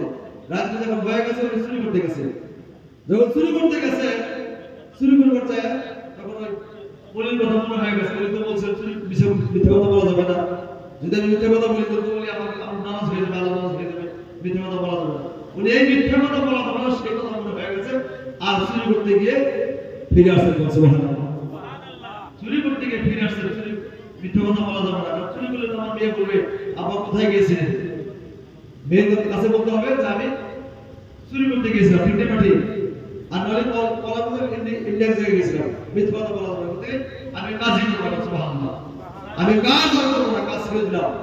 কাজ যখন ছেড়ে দিয়ে আসছে, যখন বাড়ির মধ্যে আসছে, ওই চোরের বেটি আল্লাহর ওলি যে নামাজ পড়তেছে, বাবা তাহাজ্জুদের নামাজ পড়তেছে, তাহাজ্জুদের নামাজ পড়ার পরে আব্বা যখন ঘরের মধ্যে আসছেন, বলে আব্বা গভীর রজনীতে আজকে আপনি কোথায় গিয়েছিলেন? বলে মা আমার যে অভ্যাসটা ছিল সে অভ্যাস মোতাবেক আজকে আমি চুরি করতে গিয়েছিলাম, কিন্তু আল্লাহর ওলি ওই কথাটা মনে পড়ে গেছে। আল্লাহর ওলি বলছে মিথ্যা কথা বলা যাবে না, সেজন্য আমি চুরি করা ছেড়ে দিয়ে বাড়িতে ফিরে আসি। সুবহানাল্লাহ। ওলির কথা মনে হয়েছে কিনা ভাই? ওলি বলছেন মিথ্যা কথা বলা যাবে না, বাস মিথ্যা কথা ছেড়ে দিলেন। এখন চোরের বেটি তাহাজ্জুদ যিনি পড়েন বাবাকে নিয়ে গেলেন, কিছুদিন পরে সপ্তাহের পরে আবার ওলির কাছে গেছেন। বলে হে আল্লাহর ওলি, আমার আব্বা যে মিথ্যা কথা সবক দিয়েছিলেন, আমার আব্বা মিথ্যা কথা ছেড়ে দিয়েছেন। সুবহানাল্লাহ। মিথ্যা কথা ছেড়ে দিয়েছেন। বলে এখন তোমার আর কোনো সবক নাই, একটাই সবক, ফজর নামাজ পড়তে হবে। কোনটা ভাই? ফজর নামাজ তোমাকে পড়তে হবে। ভাই পাঁচ ওয়াক্ত নামাজের মধ্যে কোন নামাজটা বেশি কঠিন? ফজর হয় কি না? যারা পড়েন তারা জানতে পারেন, হয় কি না? যারা নামাজ পড়েন তারা জানেন পাঁচ ওয়াক্ত নামাজের মধ্যে ফজর নামাজটা বড় কঠিন, হয় কি না? অনেক রাত উঠতে হয়, তার মানে আপনার ঠান্ডা পানি গোসল করতে হয়, মসজিদে যেতে হয়, বিরাট কঠিন নামাজ। বুঝলেন? আল্লাহর ওলি প্রথম রাগে ফজর নামাজ হুকুম দিলেন, ওই ফজর নামাজ পড়তে হবে। বাস ফজর নামাজ পড়তে হবে।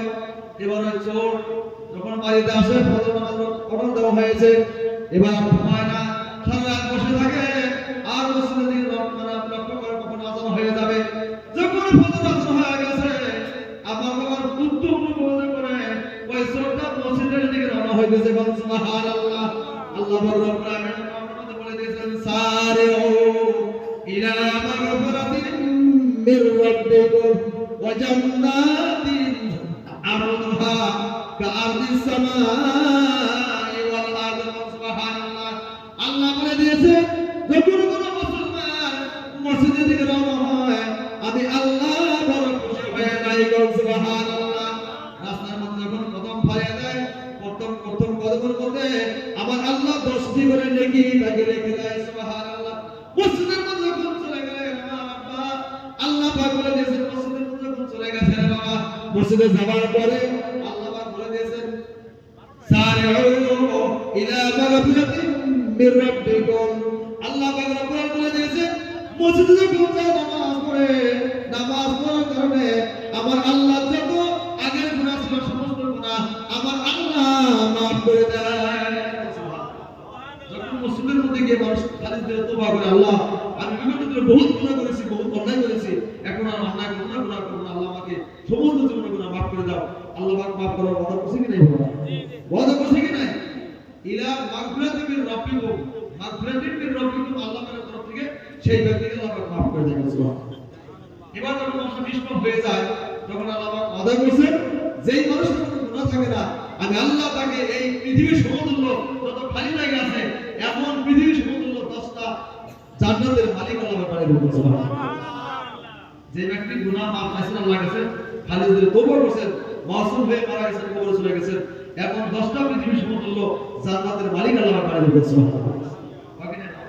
এবার আল্লাহ নবী যখন দোয়া করছেন, আল্লাহ ফজরের নামাজের হুকুম যখন দেওয়া হয়েছে, এই ছোটটা যখন মসজিদের মধ্যে গেছে বাবা, ফজর নামাজ পড়েছেন বাবা, ফজর নামাজ পড়ে যখন ইমাম সাহেব দোয়া করেছেন, দোয়ার মধ্যে গিরগির করে কান্না শুরু করেছেন, আল্লাহ আমি তো অনেক চুরি করেছি, মানুষকে মার্ডার করে দিয়েছি, মানুষকে কাতল করে দিয়েছি, মানুষকে যত খুন করে দিয়েছি, আল্লাহ ওই খুনের হিসাব যদি দেওয়া হয়, আমাকে জাহান্নাম ছাড়ার কোনো গতি হবে না। অত বিগত দিনের গুনাহের কথা মনে করে চোরটা চোখের পানি ছেড়ে দিয়ে আল্লাহর কাছে প্রার্থনা করতেছে। আল্লাহ কয়, ও ফেরেশতা তোমরা সাক্ষী থাকো, যে ব্যক্তি আমি আল্লাহর কাছে হাত তুলে দোয়া করতেছে, আমি আল্লাহ তার জীবনের সমস্ত গুনাহ খাতা মাফ করে দিলাম। ফজর নামাজ পড়ার কারণে সমস্ত গুনাহ তার মাফ হয়ে গেল। এই যে আল্লাহ পাক আমাদের সব পয়দা করে দিলেন। এবার মানুষটা মসজিদ থেকে আসার পরে যোহরের নামাজ পড়ার জন্য রেডি হয়ে যায়, আসরের নামাজের জন্য রেডি হয়ে যায়, মাগরিবের নামাজের জন্য রেডি হয়ে যায়, ইশার নামাজের জন্য রেডি হয়ে যায়। ইশার নামাজ পড়ে আবার বাবার ঘুমায় না, বিছানার মধ্যে যায় না, এবং অপেক্ষা করে কখন 12টা বাজবে, কখন 1টা বাজবে, মানুষ যখন ঘুমিয়ে যাবে, আমি আর ঘুমাবো না, কারণ জীবনে যত গুনাহ করেছি, সারা জীবন তাহাজ্জুদ পড়লেও গুনাহ মাফ হওয়ার কথা না। এবার সেই চোর নিশি রজনীতে জেগে জেগে ওযু করে বাবা তাহাজ্জুদের নামাজ পড়ার জন্য রেডি হয়ে গেল। যখন তাহাজ্জুদের নামাজ পড়ে দোয়া করে করে আল্লাহ পাকের কাছে গিরগিরি করে বন্দনা করে, আল্লাহ আমি যতই পাপিষ্ঠ হই না কেন, আমি যত গুনাহগার হই না কেন, আল্লাহ তুমি হাসির মতো কাফেরকে জীবনের গুনাহ মাফ করে দিয়েছো, আল্লাহ তুমি আমার গুনাহ কেন মাফ করে দেবে না? আমার বাবা ওয়াসিবনে হারামের গুনাহটা আল্লাহ পাক মাফ করে দিয়েছেন। ওয়াসিবনে হারাম রাদিয়াল্লাহু আনহু বিশ্ব নবীর চাচা আমির হামজাকে কতল করেছে, ঠিক না ঠিক? বুঝছেন না বাবা? আমির হামজা রাদিয়াল্লাহু আনহু সাইয়্যিদুশ শুহাদা যাকে বলা হয়, যত শহীদ বিরাতি হয়ে গেছে সমস্ত শহীদের সর্দার হলে আমির হামজা রাদিয়াল্লাহু আনহু। সুবহানাল্লাহ। আল্লাহ পাক রব্বুল আলামিন সেই কথাটা বুদ্ধি দিয়েছেন, ও আমার চুরি করা ব্যক্তি, তুমি যে চুরি করেছ, তোমার গুনাহ আল্লাহ মাফ করে দিলাম, আমি আল্লাহ পাক মাফ করে দিলাম। কেন মাফ করলাম জানো? ওয়াসি যেদিন নবীর চাচা আমির হামজা কতল করে চোখের পানি ছেড়ে দিয়ে কাঁদছেন, আল্লাহ আমি যে মহামানব, নবীর চাচা আমির দিয়েছি, আমার গুনাহকে আল্লাহ কখনো মাফ করবে কিনা জানি না। অসীমিত হরব একদিন হাঁটুর মধ্যে বাধা দিয়ে কাঁদতেছে, আর মনে মনে ভাবে এই দুনিয়াটা দিন ছাড়তে হবে, এই মায়ার পৃথিবী ছাড়তে হবে, এই রকমের পৃথিবী ছাড়তে হবে, এয়ার কন্ডিশন গদি ছাড়তে হবে, এয়ার কন্ডিশন কালাকালা ছাড়তে হবে, এয়ার কন্ডিশন মহল ছাড়তে হবে, আমরা বিভিন্ন ব্যবসা বাণিজ্য ছাড়তে হবে, আদরের মহব্বতের ছেলে সন্তান ছাড়তে হবে। যেদিন এই দুনিয়া ছাড়তে হবে, আমি যে গুনাহ করেছি ওই গুনাহ নিয়ে কবরে গেলে আমার আল্লাহ কখনো আমাকে মাফ করবে না। আমি কেমন আল্লাহর কাছে মাফ চাইতে পারি? একদিন চিন্তা করেন, এই দুনিয়ার মধ্যে একজন মানুষ আছে শ্রেষ্ঠ মানুষ, তিনি হলেন হযরত মুহাম্মদ মুস্তাফা সাল্লাল্লাহু আলাইহি ওয়াসাল্লাম। যেনার কাছে যাওয়ার পরে কোনো সমস্যার সমাধান আর থাকে না, ঠিক না বেঠিক? সমস্ত সমস্যার সমাধান যে ব্যক্তি দিতে পারে ওই মুহাম্মদ ছাড়া আমার এই সমস্যার সমাধান কেউ দিতে পারে না। একদিন ওয়াসিমের আরব চিঠি লিখতেছে, নবী গো, আমি তো ইসলাম কবুল করতে চেয়েছি, আমি ইসলাম গ্রহণ করতে চেয়েছি, কিন্তু আমি ভাবলাম আমি যত গুনাহ করেছি আমার আল্লাহকে আমাকে ইসলাম গ্রহণ করার সুযোগ দিবে কি নাই? ভাই আপনার সমান বসুন ভাই, এই কথাটা খুব মজার কথা আছে বলে শেষ দিছি। ওয়াসিমের আরব আল্লাহ নবীর কাছে কি করলেন? চিঠি লিখলেন। ভাই কথা খেয়াল রাখবেন, চিঠি লিখছেন, নবী গো, আমি তো মুসলমান হইতে চাই, আমি ইসলাম গ্রহণ করতে চাই, কিন্তু তিনটা আয়াতে আমাকে বাধা দেয়। কয়টা আয়াত? কোরআন শরীফে তিনটা আয়াত আছে রে বাবা, তিনটা আয়াত আমাকে বাধা দেয়। তিনটা আয়াতের মধ্যে তিনটা বড় গুনার কথা বলা হয়েছে। আমি ওয়াসি তিনটা বড় বড় গুনাহ করে ফেলেছি, আল্লাহ কেমন করে আমাকে মাফ করে দেবে? ঠিক না বেটি? ওয়াসি ওই আয়াতটা পড়ে শোনালেন নবীকে, ও নবী, আমি ইসলাম গ্রহণ করতে চাই, আমি মুসলমান হইতে চাই, আমি তওবা করতে চাই, আমি আপনার কাছে ক্ষমা করে মুসলমান হইতে চাই, কিন্তু আমি আয়াতটা পড়ে দেখলাম তিনটা বড় বড় গুনাহ যে ব্যক্তি করে আল্লাহ তার গুনাহ কখনো মাফ করে না, মাফ করে না। আমি তো তিনটা গুনাহ করেছি, কেমন করে আমার সাহস হবে আমি আল্লাহ রাসূলের কাছে গিয়ে ক্ষমা করে মুসলমান হব? আল্লাহ মানে মাফ করবে কি? এটা কথাটা বলে বলেছি, চিঠিটা মুসলমানের কাছে পাঠাইছেন। কার কাছে পাঠাইছেন ভাই?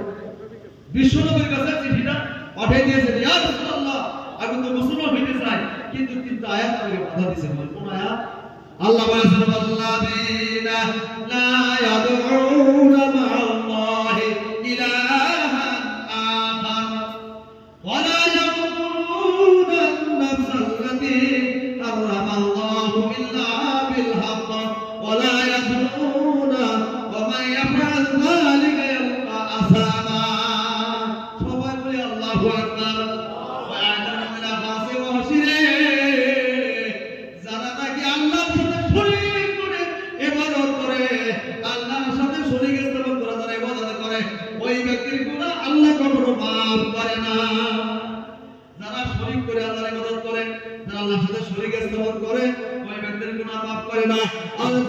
মানুষকে অন্যায়ভাবে কতল করে, মানুষকে অন্যায়ভাবে অত্যাচার করে, মানুষকে অন্যায়ভাবে খুন করে, ওই ব্যক্তির গুনাহ মাফ করে না।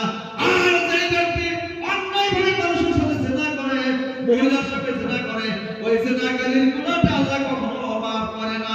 ঠিক না? তিনটা বড় বড় গুনাহের কথা আমার আল্লাহ কোরআনে কারীমের মধ্যে আয়াত ঘোষণা করেছেন। ঠিক না?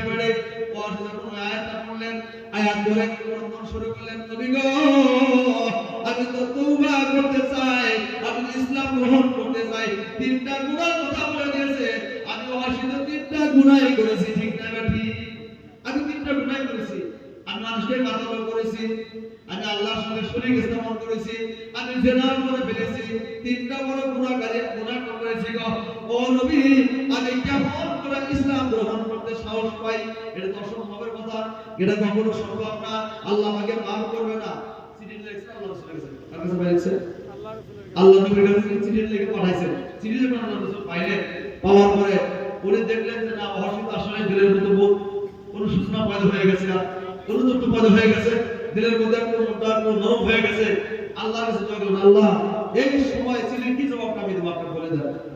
আল্লাহ কয়, নবী গো, হতে পারে কাতল, হতে পারে খুনি, হতে পারে শিরক করনেওয়ালা, হতে পারে জিনা করনেওয়ালা, যদি খালিস দিলে আমার কাছে আত্মসমর্পণ করে, আমার কাছে মাথা ঝুঁকে তওবা করে, আমি আল্লাহ তার গুনাহটাও মাফ করতে পারি।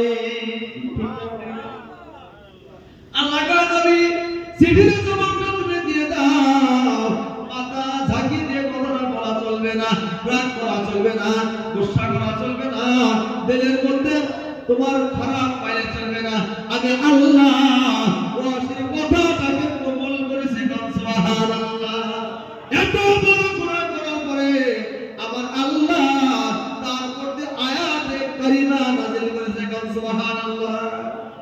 ভাইজান কথা ভালো শুনবেন, আমরা তো ছোট ছোট গুনাহ করে আল্লাহর রহমতের পন্ডি থেকে বের হয়ে যায়, মসজিদ থেকে বের হয়ে যায়, মাদ্রাসা থেকে বের হয়ে যায়, আলিমের মহব্বত ছেড়ে দেয়, ইমাম সাহেবের মহব্বত ছেড়ে দেয়, হাজীদের মহব্বত ছেড়ে দেয়, আল্লাহ ওয়ালাদের মহব্বত ছেড়ে দেয়।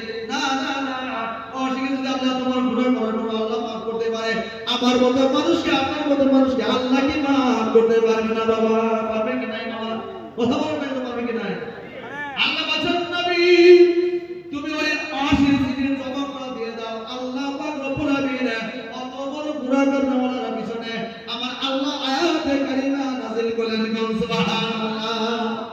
আমার আল্লাহর মতো দয়া, আমার আল্লাহর মতো মায়া রে বাবা।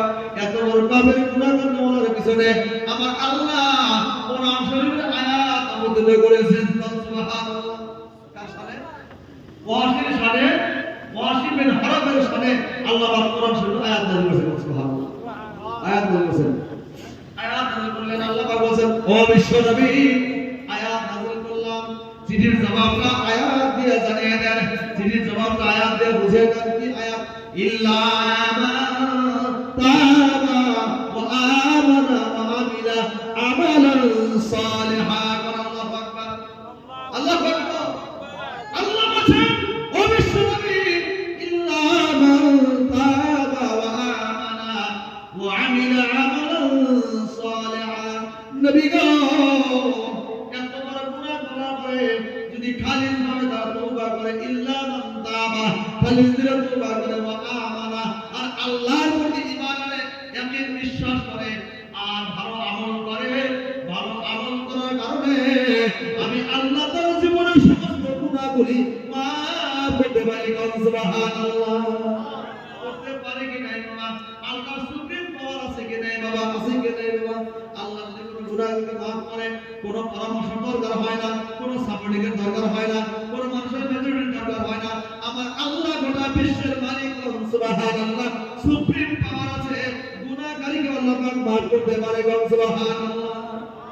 বিশ্বনবী চিঠির জবাবটা লিখে দিলেন, ও ওয়াসি বিন হারাম চিন্তা করো না, আল্লাহ মাথা ঝাঁকি মারে নাই, আল্লাহ তোমার উপর নারাজ হয় নাই। আমার আল্লাহ তোমার চিঠির জবাবটা দিয়ে দেন, সুবহানাল্লাহ। কি চিঠির জবাব? ও ওয়াসি ইল্লা মান তাবা, কোন গুনাহ মাফ হয় না, কোন গুনাহ মাফ করে না যদি খালিস ভাবে তওবা করো আর যদি ঈমান আনো আর ভালো আমল যদি করো, আমার আল্লাহ জীবনের সমস্ত গুনাহ মাফ করতে পারে। ঠিক না ঠিক? ওয়াসির কাছে চিঠিটা পৌঁছে গেলেন, আল্লাহ রাসূলের নামে চিঠিটা পৌঁছে গেলেন। ওয়াসি চিঠি খুলে দেখে, চিঠি খুলে দেখে ওয়াসি আল্লাহ পাক বলতেছে তওবাকারীকে আল্লাহ মাফ করে, ঈমান আননেওয়ালাকে আল্লাহ মাফ করে, ঈমান আননেওয়ালাকে মাফ করে, ভালো আমলকারীকে আল্লাহ মাফ করে। ঠিক আছে, ঈমান আনলাম, তওবা করলাম, যদি মৃত্যুর সময় ভালো আমলটা যদি আমার কবরে না নিতে পারি, ভালো আমল যদি কবরে না নিতে পারি, আল্লাহ কি কখনো আমাকে মাফ করবে নাকি? ভালো আমল আছে, আমিলা আমল সালেহা, ভালো আমল বলছেন ভাই। ভালো আমল কাকে বলে? যত ভালো কাজ দুনিয়ার মধ্যে আছে, আল্লাহ রাসূলের হুকুমের কাজ যেটা আছে, ওই কাজগুলো করাটাই ভালো আমল। ঠিক না বেটি ভাই? আল্লাহ যত কাজের হুকুম দিয়েছেন, আদেশ দিয়েছেন করার জন্য, ওই কাজগুলো করাটাই ভালো আমল। ঠিক না বেটি ভাই? আর যেগুলো করা নিষেধ করছেন ওই কাজগুলো না করলে আমাদের আল্লাহর হুকুমেই না ইনশাআল্লাহ। ঠিক না বেটি ভাই? ঠিক না? আয়াত নাযিল করেছেন, মহর্ষি বলেন, নবী গো ঠিক আছে, চিঠির জবাবটা তো পেলাম, ঠিক আছে, এখানে তোমার কথা বলা হয়েছে, ঈমানের কথা বলা হয়েছে, আবার নেক আমলের কথা বলা হয়েছে। আমি যদি নেক আমল না করতে পারি, তাহলে কি আল্লাহ আমাকে মাফ করবে কি নাই? ভালো আমল না করতে পারি তাহলে কি করবে? কি হবে? ভালো আমল না হইতে পারে। ঠিক না বেটি ভাই? এমন কাজ করতেছি বলতে সময় ভালো আমল আমার নাও থাকতে পারে। উনি আবার বলেছেন, নবী গো, বিশ্ব নবী গো, ঈমান আনলাম, তওবা করলাম, যদি ভালো আমল না করতে পারি তাহলে কি উপায়টা হবে? তিনি লিখছেন, ইয়া রাসূলুল্লাহ চিঠির জবাবটা আমাকে জানিয়ে দেন। আল্লাহ বলেন, নবী ওয়াসি ইবনে হারামকে জানিয়ে দাও, চিন্তা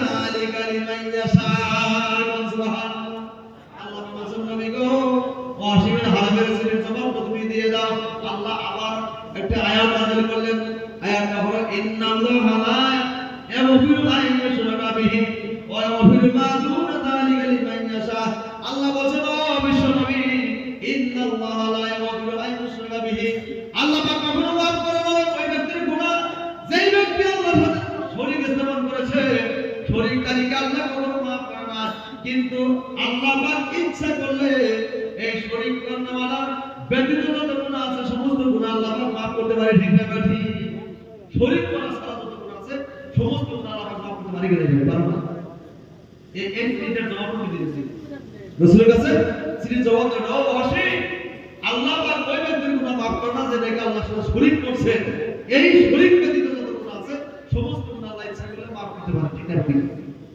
আল্লাহ ইচ্ছা করলে সে গুনাহ মাফ করতে পারে এখানে লিমাইয়াশা শব্দ আছে দেখেন লিমাইয়াশা মানে আল্লাহ যাকে ইচ্ছা করে আল্লাহ যাকে চায় ইচ্ছা করে অনুভব পয়দা হয়ে যায় আল্লাহ যার প্রতি সেটা কি আল্লাহ মাফ করে আমি যে গুনাহ করেছি এই গুনাহকারীকে যদি আল্লাহ ইচ্ছা না করে তাহলে উপায় থাকবে না কি উপায় আছে আমার যদি আল্লাহ মাফ না করে আমার বাঁচার উপায় নাই উনি আবার চিঠি লিখছেন ইয়া রাসূলুল্লাহ এখানে লিমাইয়াশা বলা হয়েছে যাকে আল্লাহ পাক পছন্দ করবে ইচ্ছা করবে তাকে আল্লাহ মাফ করবে আর ওই দিনটা বড় বড় গুনাহ করেছি আল্লাহ কেমন আমাকে ইচ্ছা করবে মাফ করবে আল্লাহ কেমন আমাকে ইচ্ছা করে মাফ করবে এটা কখনো সম্ভব কথা না ওদিকে ইয়া রাসূলুল্লাহ আপনার সুন্নাত থেকে আমাকে বলে দেন আবার চিঠি লিখলেন নবীর কাছে লিখছেন নবীজি আমি কেমন ইচ্ছা করতে পারি কেমন সাহস করতে পারি আমার গুনাহ আল্লাহ পাক মাফ করবে বিশ্ব নবীর কাছে বলছি না বলছে গেল আমার আল্লাহ আমার আয়াতে কারিমা নাযিল করলেন সুবহানাল্লাহ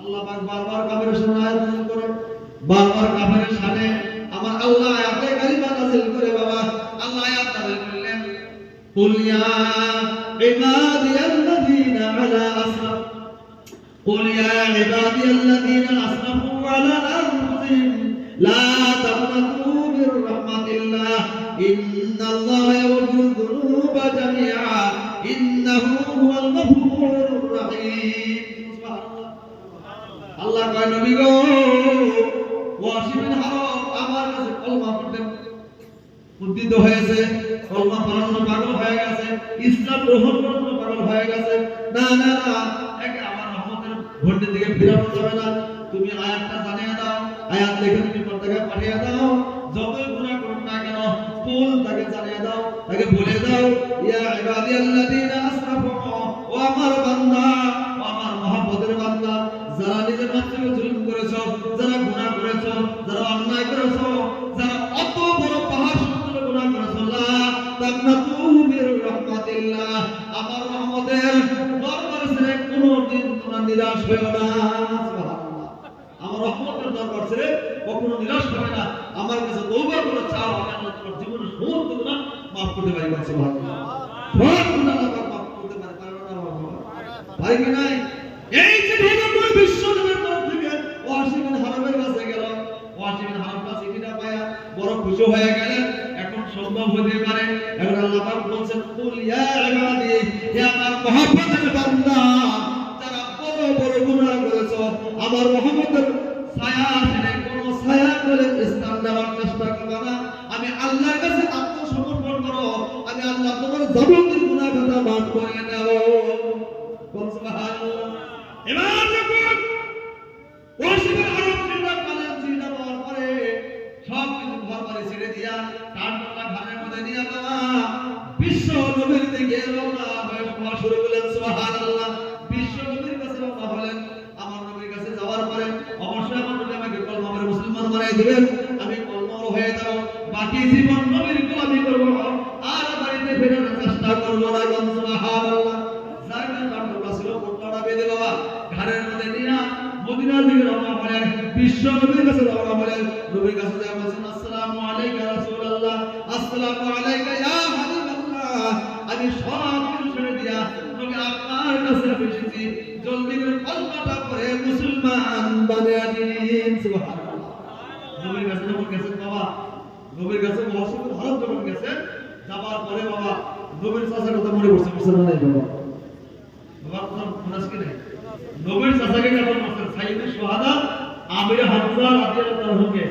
রাদিয়াল্লাহু তাআলা আনহুকে কাতল করছেন। এই কাতলের কথাটা নবীজির মনে পড়ে গেছে, ঠিক না ঠিক হয় কি না?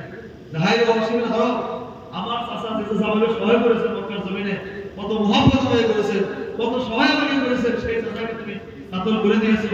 হে ওয়াসি, তুমি আমার সামনে বসো না, তোমাকে দেখলে আমার চাচার কথা মনে পড়ে যায়, ঠিক না ঠিক? তোমাকে দেখলে আমার চাচার কথা মনে পড়ে যায়, তুমি আমার চাচাকে কাতল করেছো, আমার পিছনে বসো। নবীজির পিঠের পিছনে বসাইয়া নবীজি কলমা পড়ালেন, লা ইলাহা ইল্লাল্লাহু মুহাম্মাদুর রাসূলুল্লাহ সাল্লাল্লাহু আলাইহি ওয়াসাল্লাম কলমা পড়াইয়া ওয়াসি বিন হারবকে আল্লাহর রাসূল মুসলমান বানিয়ে দিয়েছিলেন। মুসলমান হয়ে যাওয়ার পরে যখন কাফের ছিল, ঈমান আনার আগে যত গুনাহ হয় ভাই সমস্ত গুনাহ আল্লাহ মাফ করে দেন, কারণ না ভাই ঈমান আনার পরে, ঈমান আনার আগে যত গুনাহ হয়, ঈমান আনার পরে সমস্ত জীবনের গুনাহ আল্লাহ মাফ করে দেন, দেখি না ভাই? এখন ওয়াসি বিন হারব এখন ঈমানদার মুসলমান সাহাবা, এরা কোন কাফের না, এখন ওয়াসি রাদিয়াল্লাহু তাআলা। ভাই আমার কত উদ্দেশ্য হলো, যত গুনাহ আমরা করি না কেন, যত পাপ আমরা করি না কেন ভাই, আল্লাহ পাক বড় দয়া বড় মায়া আল্লাহর কাছে আছে কিনা বাবা? বড় দয়ালু বড় মায়ালু আল্লাহ, ইচ্ছা করলে আল্লাহ পাক সমস্ত বান্দার গুনাহ মাফ করতে পারে, পারবেন না? আমরা তো এমন আছি এখানে নামাজ পড়ি না, মসজিদ যাই না, ভালো কাজ করি না ভাই, নিরাশ হবেন না, হোপলেস হবেন না, নিরাশ হবেন না, হতাশাগ্রস্ত হবেন না। এখনো সময় আল্লাহ আমাকে দিয়েছে, এখন সামনে অনেক সময় আছে, তওবা করার মতো সুবিধা আমাদের আছে, গুনাহ মাফ করার আল্লাহ পাক প্রতিশ্রুতি দিয়েছেন। ওয়াসি বিন হারব আল্লাহ পাক গুনাহ মাফ করে, আপনার মতো আমার মতো মানুষের গুনাহ আল্লাহ পাক মাফ করবে না বাবা? মাফ করবে না ইনশাআল্লাহ। হাত তুলে আমরা সবাই আল্লাহর রহমত থেকে আমরা কখনো যাব না ইনশাআল্লাহ, আল্লাহর রহমত থেকে আমরা কোনো বহিষ্কার হব না, নিরাশ হব না ইনশাআল্লাহ। আল্লাহ আমাদের সবাইকে আল্লাহর রহমতের ছায়া তলে, আল্লাহর গণ্ডিতে আল্লাহ আমাদের রাখিয়ে দেন। আল্লাহ আমাদের রেখে আল্লাহ আমাদের জীবনের সমস্ত বিপদের গুনাহ মাফ করবেন, আমিন আমিন। ভাই ওয়াসি বিন হারব আল্লাহ মাফ করতে পারে, এত বড় গুনাহ করার পরে আমরা তো ঈমানওয়ালা, আমরা গুনাহ করলে আল্লাহ আমাদের গুনাহ মাফ করবে না ইনশাআল্লাহ। ভাই বুঝুন নাই, এখনো সময় আছে, বহু সময় আমরা ভাই খেলায় খেলায় কাটিয়ে দিয়েছি, অনেক রাত আমরা কাটিয়ে দিয়েছি বন্ধুর মহব্বতে, বান্ধবীর মহব্বতে, প্রেমিক প্রেমিকার মহব্বতে পড়ে কত রাত আমরা নষ্ট করছি ভাই, করছি কি না? এখন চোখের মধ্যে হাত দিয়ে দেখেন কত রাত আমরা কাটিয়ে দিয়েছি, কত গুনাহ করেছি, কত অন্যায় করেছি, সেই একটা মিনিটের হিসাব আল্লাহ পাক দেয় কি আমাদের, একটা মিনিট হিসাব দেখে জান্নাতে যেতে পারবেন ভাই? পারবেন কি? কেউ পারবেন না। অনেক সময় আমরা নষ্ট করে দিয়েছি, অনেক সময় আমরা বরবাদ করে দিয়েছি, সেই সময়ের হিসাব আল্লাহ পাক দেয়, এক মিনিট হিসাব আমাদের দিতে পারবো, ঠিক না ঠিক? বুঝলেন? এখনো সময় আছে, যুবক ভাই যারা আছেন আমি হাত পায়ে ধরে অনুরোধ করি ইনশাআল্লাহ। শয়তান তো চায় গুনাহ কাজ করাইতে, শয়তান চায় শয়তানি করাইতে, শয়তান চায় বাপ মাকে ধোঁকা দিতে, শয়তান চায় ইসলামকে ধোঁকা দিতে, শয়তান চায় ইসলামকে ধোঁকা দিতে, শয়তান চায় কোরআনকে ধোঁকা দিতে, শয়তান হর পরবে হর দিকে মেহনত করে আমাদেরকে এই রাস্তা থেকে বহিষ্কার করার জন্য আমরা সর্বসালতে জাতির বিশ্বাসের সাথে আমরা ইস্তেকামাত থাকবো, যাতে আমরা কখনো ইসলামের গণ্ডি থেকে বের হয়ে না যাই, নাকি ইনশাআল্লাহ? হাত তুলে সবাই ইনশাআল্লাহ ইসলামের গণ্ডি থাকবো না ইনশাআল্লাহ? ভাই গতকাল আমি যখন আসছি বাড়ি থেকে, আমার বাড়ির কাছে একজন মানুষ মানে ঠিকাদার, তার নাম সুরমান ঠিকাদার ছিল, সুরমান ঠিকাদার এত পয়সার মালিক, গুয়াহাটির মধ্যে জমি নিছে ভাই, গুয়াহাটির মধ্যে জমি নিছে, অনেক পয়সার মালিক হয়েছিল। আল্লাহ তেনার দুইটা কিডনি ড্যামেজ করেছে, আল্লাহ তেনার দুইটা কিডনি ড্যামেজ করে দিয়েছেন ভাই, এমন ড্যামেজ করছে আর কোনো চিকিৎসা করে কাজ হলো না। 19-20 লাখ টাকা খরচ হলো ভাই, 19-20 লাখ টাকা এর মধ্যে খরচ হয়ে গেছে। ডাক্তার বলছেন একটা কিডনি চেঞ্জ করতে 15 লাখ টাকা লাগে, উনি চেঞ্জ করলেন না, না করে ডায়ালিসিস করছেন ভাই। কি করছেন? কিডনিতে ডায়ালিসিস করছে, প্রত্যেক সপ্তাহে 15,000 টাকা লাগে ভাই ডায়ালিসিস করতে, ধুবির মধ্যে যা ডায়ালিসিস করছে, এমন হয়ে গেছে গতকাল বেচারা মারা গেছে ভাই। ওই সুলমান ঠিকাদার সাহেব গতকাল মারা গেছে। আমার খুব মহব্বতের মানুষ ছিল, খুব বিশ্বস্ত মানুষ ছিল। আমি আমাদের গ্রামে বিরাট মাঠ আছে ভাই, আঞ্চলিক মাঠ আছে, 5-7টা গ্রামের মাঠ, ওই মাটির মধ্যে আল্লাহ আমাদের করা ইনশাআল্লাহ, ওই মাটির ইমাম আমি। ওই ঠিকাদাররা যখন মাঠে নামাজ পড়তো আমার সাথে মুসাফা করে অনেক টাকা পয়সা মাটি দিত, অনেক পয়সা আমি কালেকশন করে মাঠটা বানাইছি ভাই, বহুত বড় মাঠ হয়ে গেছে আঞ্চলিক মাঠ, তাদের অনেক অবদান আছে, ওই ঠিকাদারদের অনেক অবদান ওই মাঠের মধ্যে আছে। তো বহু সময় বহুত কথা মনে হয় ভাই, হায়াত মতের মালিক আল্লাহ, কখন কার মত কোন সময় দিবে বলা যায় না। আমি যখন গাড়িতে সওয়ার হয়ে আপনাদের এখানে আসি, সবার উদ্দেশ্যে আসি ভাই। হঠাৎ আমার কাছে ফোন আসলো, ভাই হুজুর সুরমান ঠিকাদারকে আল্লাহ পাক দুনিয়া থেকে বিদায় করে দিলেন। উনি পরকল্পনা করলেন, ইহকাল কল্পনা করে শেষ দুনিয়া থেকে বিদায় হয়ে গেলেন।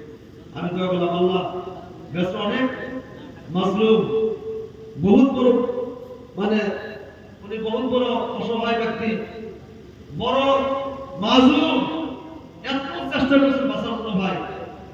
ধুরের মধ্যে মাটি রাখছিল ভাই, অনেক টাকার মাটি ছিল, ডায়ালিসিস করার জন্য সমস্ত মাটি বিক্রি করে আজকে আমাদের বিক্রি হয়ে গেছিল। অনেক টাকা ছিল, সব টাকাই এই ডায়ালিসিস করতে গেছে। কিডনি মানে আপনার কিডনির আপনি কি করতে মানে চেকিং করতে গেছে, বহু টাকা ডাক্তার কাছে দিয়েছে। এখন সে মতো ফকির হয়ে গেছে, 3টা বাচ্চা আছে, একজন ভর্তি করতেছে কলেজের মধ্যে, বা বাচ্চাগুলো ইতিম হয়ে গেল। আমার মতো উদ্দেশ্য হলো ভাই, এখন আমরা অনেক সুস্থ আছি, যখন আল্লাহ বেমার দিবে না তখন বুঝবেন সুস্থতার কি দাম আছে। কি নেবে সুস্থতার কি দাম আছে। এখন আল্লাহ সব সবাই ভালো আছে, তন্দুরস্ত সবল, আমরা কিডনি ভালো, লাং ভালো, হার্ট ভালো, চোখ ভালো, সব আমাদের ভালো। এখন যদি মদত করেন, এখনকার মজা আছে আছে কিনা, আল্লাহ বড় খুশি হবে। যখন একটা ড্যামেজ হয়ে যাবে তখন তো আপনি বাধ্যতামূলক নামাজ পড়বেন, নামাজ নাও হইতে পারে, অ্যাকসেপ্ট নাও হইতে পারে, আল্লাহ নাও করতে পারে। বুঝলেন ভাই, যখন শরীর তন্দুরস্ত থাকে, সুস্থ সবল থাকে, তখন এর মধ্যে মজা আমাদের বুঝতে লাগে ইনশাআল্লাহ। এখনো সময় আছে। ইজা আজালুহু লা ইস্তাগফিরুনা সাআতা ওয়া লা ইস্তাগফিরুন। আল্লাহ মাসুদ যখন কারো কাছে মওত আসে যাবে, মওত আসার সময় একটা মিনিট আগে সময় আর দেওয়া হবে, ঠিক ঠিক একটা মিনিটের সময় দেওয়া হবে না। যখন যে মুহূর্তে মওতের কথা হুকুম হয়ে যাবে, সেই মুহূর্তে তার মওত আল্লাহ পাক দিয়ে দিবে। বুঝলেন বা মওতের সময় আল্লাহ পাক নসিব করে। আল্লাহ সবাইকে ঈমানদার, মুত্তাকি, পরহেজগার বানায়া এই জগৎ থেকে আল্লাহ পাক বিদায় হয়ে যাওয়ার তৌফিক দান করে। এতটুকু আশা আপনাদের কাছে রাখছি ইনশাআল্লাহ। একজন মুসাফির হিসাবে আমার কোনো ইলম নাই, কালাম নাই ভাই, আমি কোনো বড় আলিম না ভাই। আপনাদের দোয়ায় আল্লাহ আমাকে এখানে নিয়ে আসছেন। আপনাদের মতো সুন্দর মানুষের সাথে আল্লাহ মিলাইলেন, নজরটা দেখালেন, সুন্দর চেহারা দর্শন করলাম, দেখলাম, আপনাদের দোয়া নিলাম ইনশাআল্লাহ, যাতে আল্লাহ আমাকে মায়া মমতা চিরজীবন আল্লাহ রাখে ইনশাআল্লাহ। হয় কি না? ইনশাআল্লাহ ঈমান ওয়াল মুহাব্বত থাকা দরকার আছে, হয় কি না ভাই? এটা ঈমানের একটা মুহাব্বত আছে। ঈমান ওয়াল মুহাব্বত যদি বেঁচে থাকে ততদিন তার জন্য দোয়া করতে থাকবে ইনশাআল্লাহ। আমি যতদিন বেঁচে থাকবে ইনশাআল্লাহ আপনাদের এই নাটকের জমিনে যত বাবাজান ভাইজান আছেন, আমার জন্য ভাই উলামা একরাম আছেন, সবার জন্য অন্তর দোয়া করুন ইনশাআল্লাহ। সবার হায়াতুল আল্লাহ দারাজ করেন, সবার জন্য আল্লাহ ঈমানদার, মুত্তাকি, পরহেজগার বানায়, আর বিদায়ের সময় যেন আল্লাহ ঈমান নিয়ে কবরে যত ভিতর করে ইনশাআল্লাহ। এতটুকু দোয়া রাখলাম। আর আপনারা আমার জন্য দোয়া রাখবেন যাতে আল্লাহ আমাকে সহিহ সালামতে বাড়িতে ফিরিয়ে নেয় ইনশাআল্লাহ। ছোট্ট একটা মাদ্রাসা খেদমত করি ভাই ইনশাআল্লাহ। সেখানে অনেকটা মেহনত দিতে লাগে, সেই মেহনতের মধ্যে আছি। 8জন শিক্ষক আছে, 3জন আমাদের কর্মচারী আছে, সেখানে ছোট্ট মোটো একটা খাদিম হিসেবে আছি। দোয়া রাখবেন আল্লাহ সেই খেদমত হিসাবে আল্লাহ কবুল করে, ছোট্ট মোটো খাদিম হিসাবে আল্লাহ আমাকে মাফ করে দেয়। ওই খেদমত করতে যেন আল্লাহ দূর থেকে উঠে নেয়, এটা আপনাদের কাছে আমি দোয়া রাখতে করি। আর সর্বহালতে মিলাপিতে থাকবেন ইনশাআল্লাহ। সবার সাথে সবার হাত ধরে ধরে, কাঁধ ধরে ধরে মিলাপিতে মহব্বত থাকবে, কারোর সাথে দুশ্মনী করবেন না। যদি কারো সহায় করার মতো হয় সহায় করবেন, নাকি ইনশাআল্লাহ সহায় করবেন। এটা তো মুসলমানের কাজ ভাই। মুসলমান হলো এক মুসলমানের জন্য জান দিতে লাগবে, হয় কিনা? এক মুসলমান আর মুসলমানের জন্য জান দিতে লাগবে ইনশাআল্লাহ। জান দিব নাকি ইনশাআল্লাহ? মাশাআল্লাহ। সবাইকে মিলাপিতে মহব্বতে ভাতৃত্ব বন্ধন থেকে আল্লাহ বাকি জীবন আমাদের আল্লাহ চলার তৌফিক দান করে। এতটুকু আশা পোষণ করেন। আপনাদের কাছ থেকে আমি সকল ভাষণ রেখে বিদায় নিলাম। সভাপতি সাহেব, আমার হুজুর সাহেব সব কেন্দ্রে দিচ্ছেন। রাত অনেক হয়ে গেছে, আপনার সময় দিয়ে বসে আছেন আমি জানি। রাত 10টা 20 হয়ে গেছে, রাত অনেক হয়ে গেছে। কষ্ট দিতে চাই না ইনশাআল্লাহ, যেহেতু ফজর নামাজ আছে, হয় কি না? সবাই নামাজ পড়বে। তো সবাই যা কিছু কথা বলছি, ভুল হলে আল্লাহ ক্ষমা করবেন ইনশাআল্লাহ। করবেন, সবাই ক্ষমা করবেন ইনশাআল্লাহ।